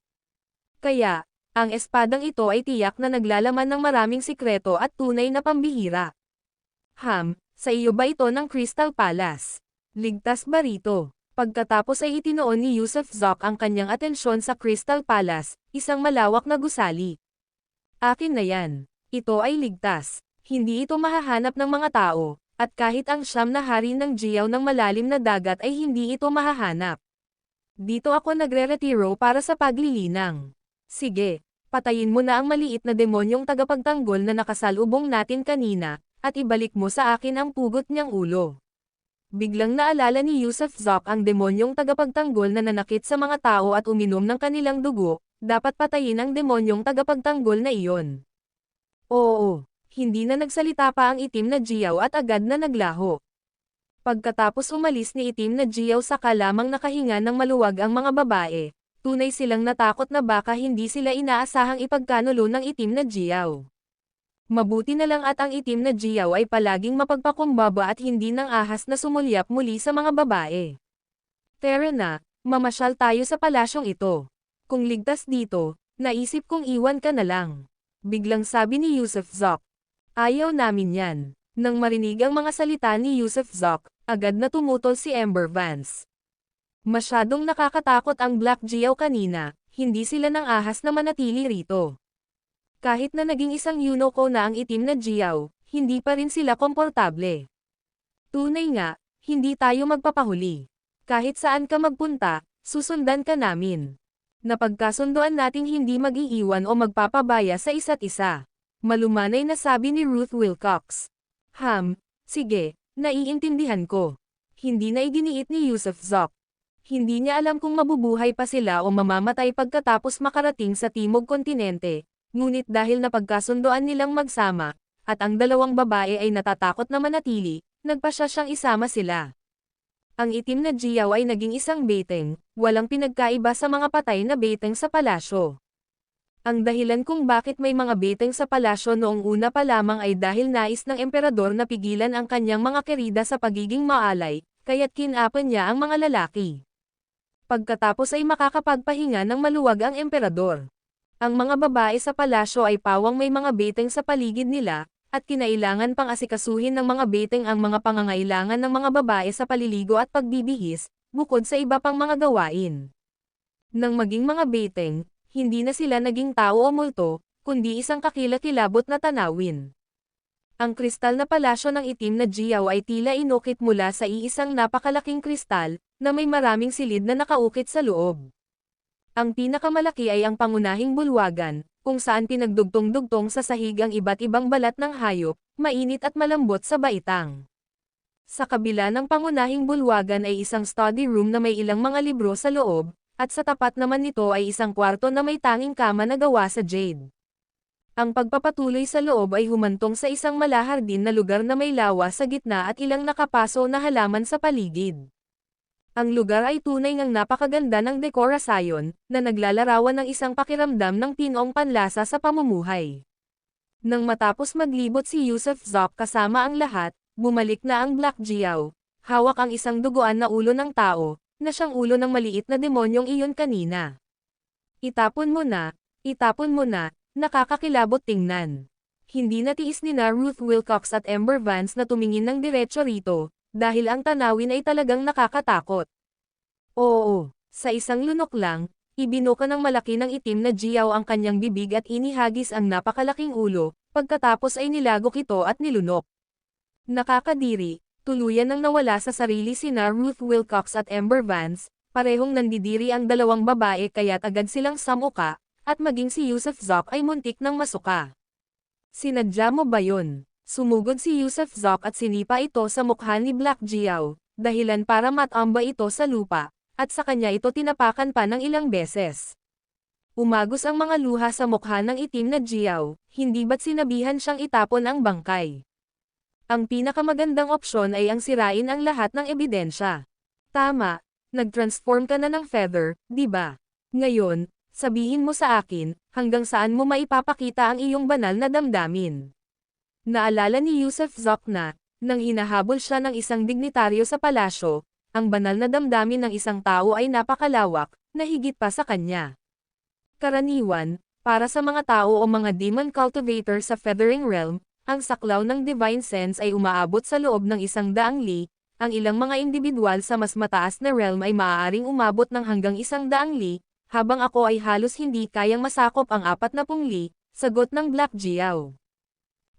Hindi naman lalampas sa 100 li. Tumanggaw si Yusuf Zop.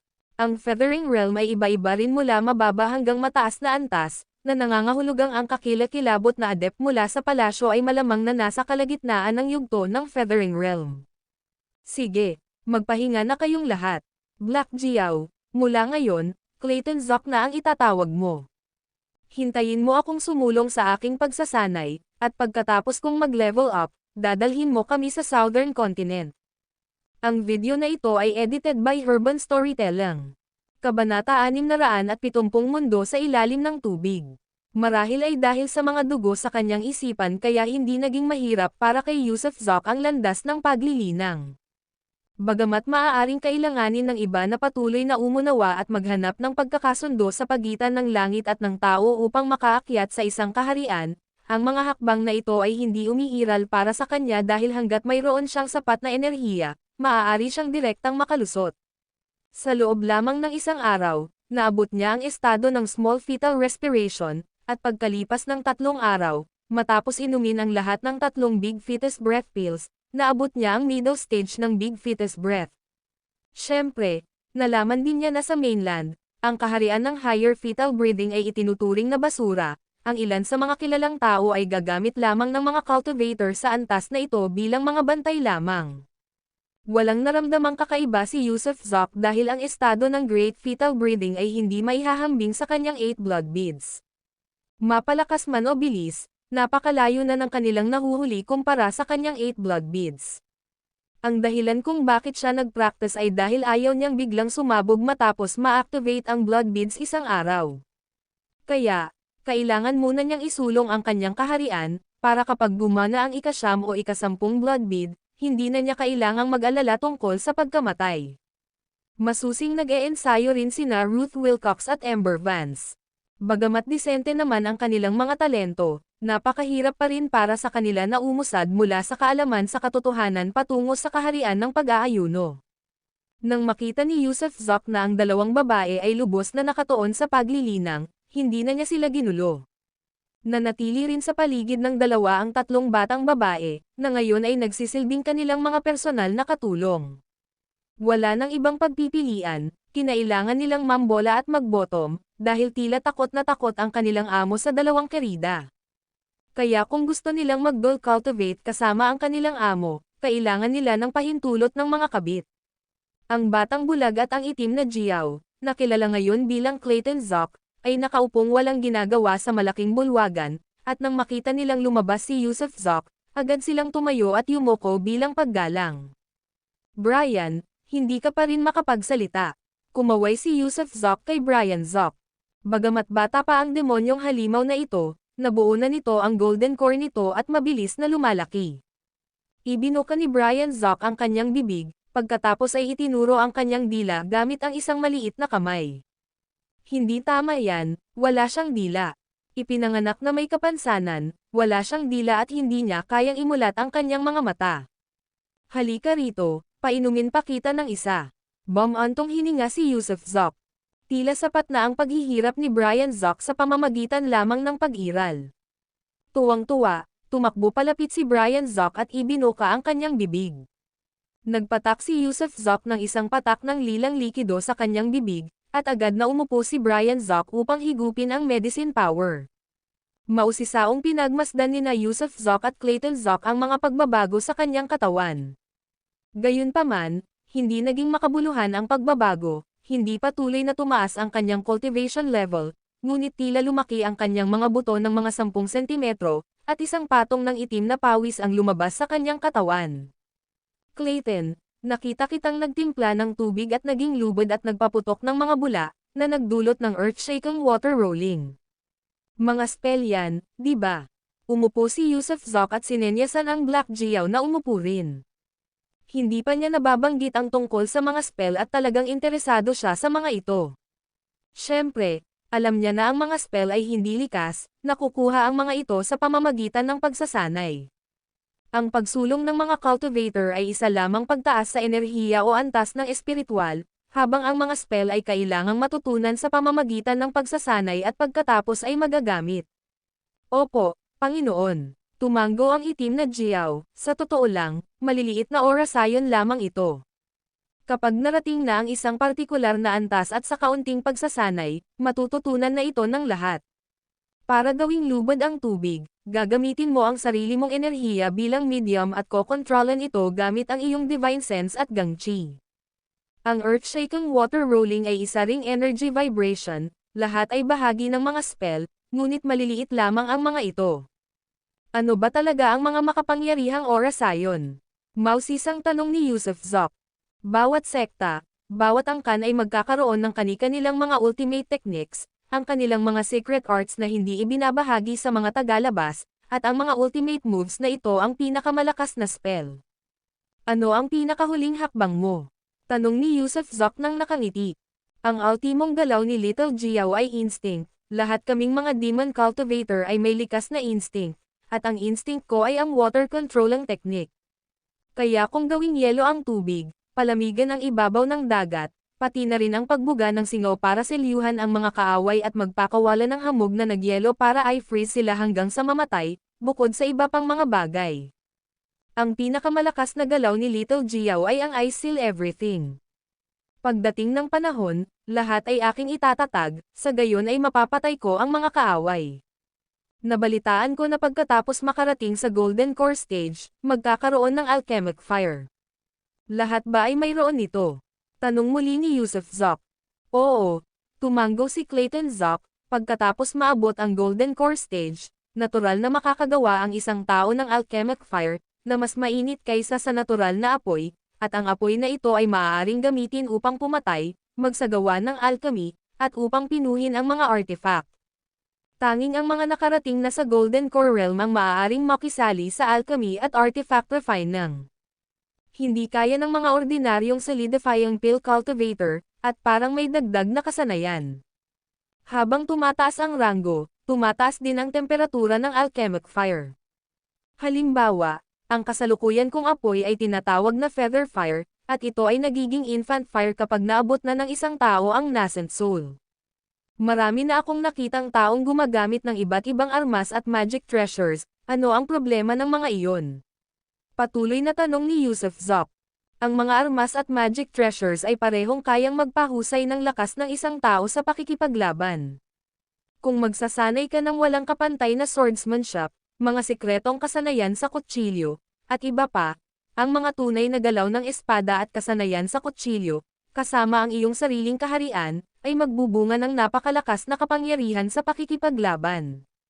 Lalo na ang mga magic treasures, na kilala rin bilang magic artifacts, kaya nitong dagdagan ang sarili mong lakas at gamitin pa ang enerhiya ng langit at lupa para lipulin ang mga kalaban. Kaya naman ang iyong pagkatao ay palaging pinakamatalino, ang pinuno ng lahat ng nilalang dahil kayang gamitin ng mga tao ang lahat ng magagamit na mapagkukunan at kalamangan upang bumuo ng mga mahiwagang kayamanan na hindi mo maiisip na magiging ganito kalakas. Mayroon ka bang mga mahiwagang kayamanan? Oo. Ibinalik ni Clayton Zop ang kanyang kamay, at isang malaking itim na kutsilyo ang lumitaw mula sa kawalan sa kanyang kamay at nakangiting sinabi, ito ay ipinagkaloob sa akin ng Jiao King, isang mababang antas ng magic artifact, na walang kapantay sa iyong dragon hunting sword. Sino ang Haring Jiao? Narinig kong binanggit mo ang tungkol sa siyam na Haring Jiao ng malalim na dagat dati. Nagtatakang tanong ni Yusuf Zop. Ang siyam na hari ng Jiao ang mga Panginoon ng West Sea, na kumokontrol sa 10,000 milya ng katubigan sa kanluran ng West Coast. Siyempre, tinatawag ninyong mga tao ang lugar na ito na East Sea, ngunit kaming mga demon cultivator ay tinatawag ang inyong East Coast na West Sea. Sa loob ng 10,000 milya sa silangan ng baybayin ng kontinente ng Saint Dragon, ito ang teritoryo ng siyam na hari ng Jiao. Sinasabing ang siyam na hari ng Jiao ay siyam na anak ng isang tunay na dragon, ngunit iyon ay isang titulo lamang na ibinigay nila sa kanilang sarili, paano sila magiging mga anak ng isang tunay na dragon? Ang siyam ay magkakapatid, bawat isa ay pambihira, bawat isa ay hindi kapani-pani walang makapangyarihan. Sila ang namamahala sa ibabaw ng tubig at sa ilalim ng karagatan, at si Little Jiao ay isa sa kanilang mga tauhan, na pinamamahalaan nila. Ano ang antas ng kanilang cultivation? Tanong ni Yusuf Zok, na halos hindi makapagsalita dahil sa pagkamangha. Baka naman bagong kaluluwa o mas mataas pa sa bagong kaluluwa. Hindi ko alam ang mga detalye, pero napakalakas ng mga ito. Kung gusto ninyong mga tao na pumunta sa malalim na dagat, kailangan ninyong kumilos ayon sa kanilang mga ekspresyon, kung hindi, hindi kayo makakalipad lampas dito. At ang isang katulad ko, isang Golden Pellet Demonic Cultivator ng Golden Core Realm, ay maaaring may daan-daan o libo-libo pa nga sa ilalim ng kanilang pamumuno. Responsibilidad ko ang pagbabantay sa isang rehiyon, pamamahala ng libo-libong milya ng teritoryo, pagsubaybay sa mga aktibidad ng tao, at pagpapanatili ng kaayusan sa ilalim ng dagat. Lampas sa teritoryo ko, may iba pang Golden Core Stage Demon Cultivators na kapantay ko rin na nangangasiwa sa mga karagatan. Guro, nabanggit mo na dati na gusto mong pumunta sa Timog Kontinente, kaya maaaring may ilang mga panganib sa paglalakbay. Normal lang para sa amin na mga demon cultivator ang madalas na maglaban at magpatayan. Siyempre, hindi mo kailangang mag-alala, dahil nakamit ko na ngayon ang Feather Transform, kaya kahit papaano sa lugar na ito sa baybayin, wala nang makakatapat ko. Sinasabi mo ba na sa mga lugar sa baybayin ng dagat, karamihan ay mga Golden Core Demon Cultivator? Tumaas ang kilay ni Yusuf Zok, at bumilis din ang tibok ng kanyang puso, habang nakaisip siya ng isang posibilidad.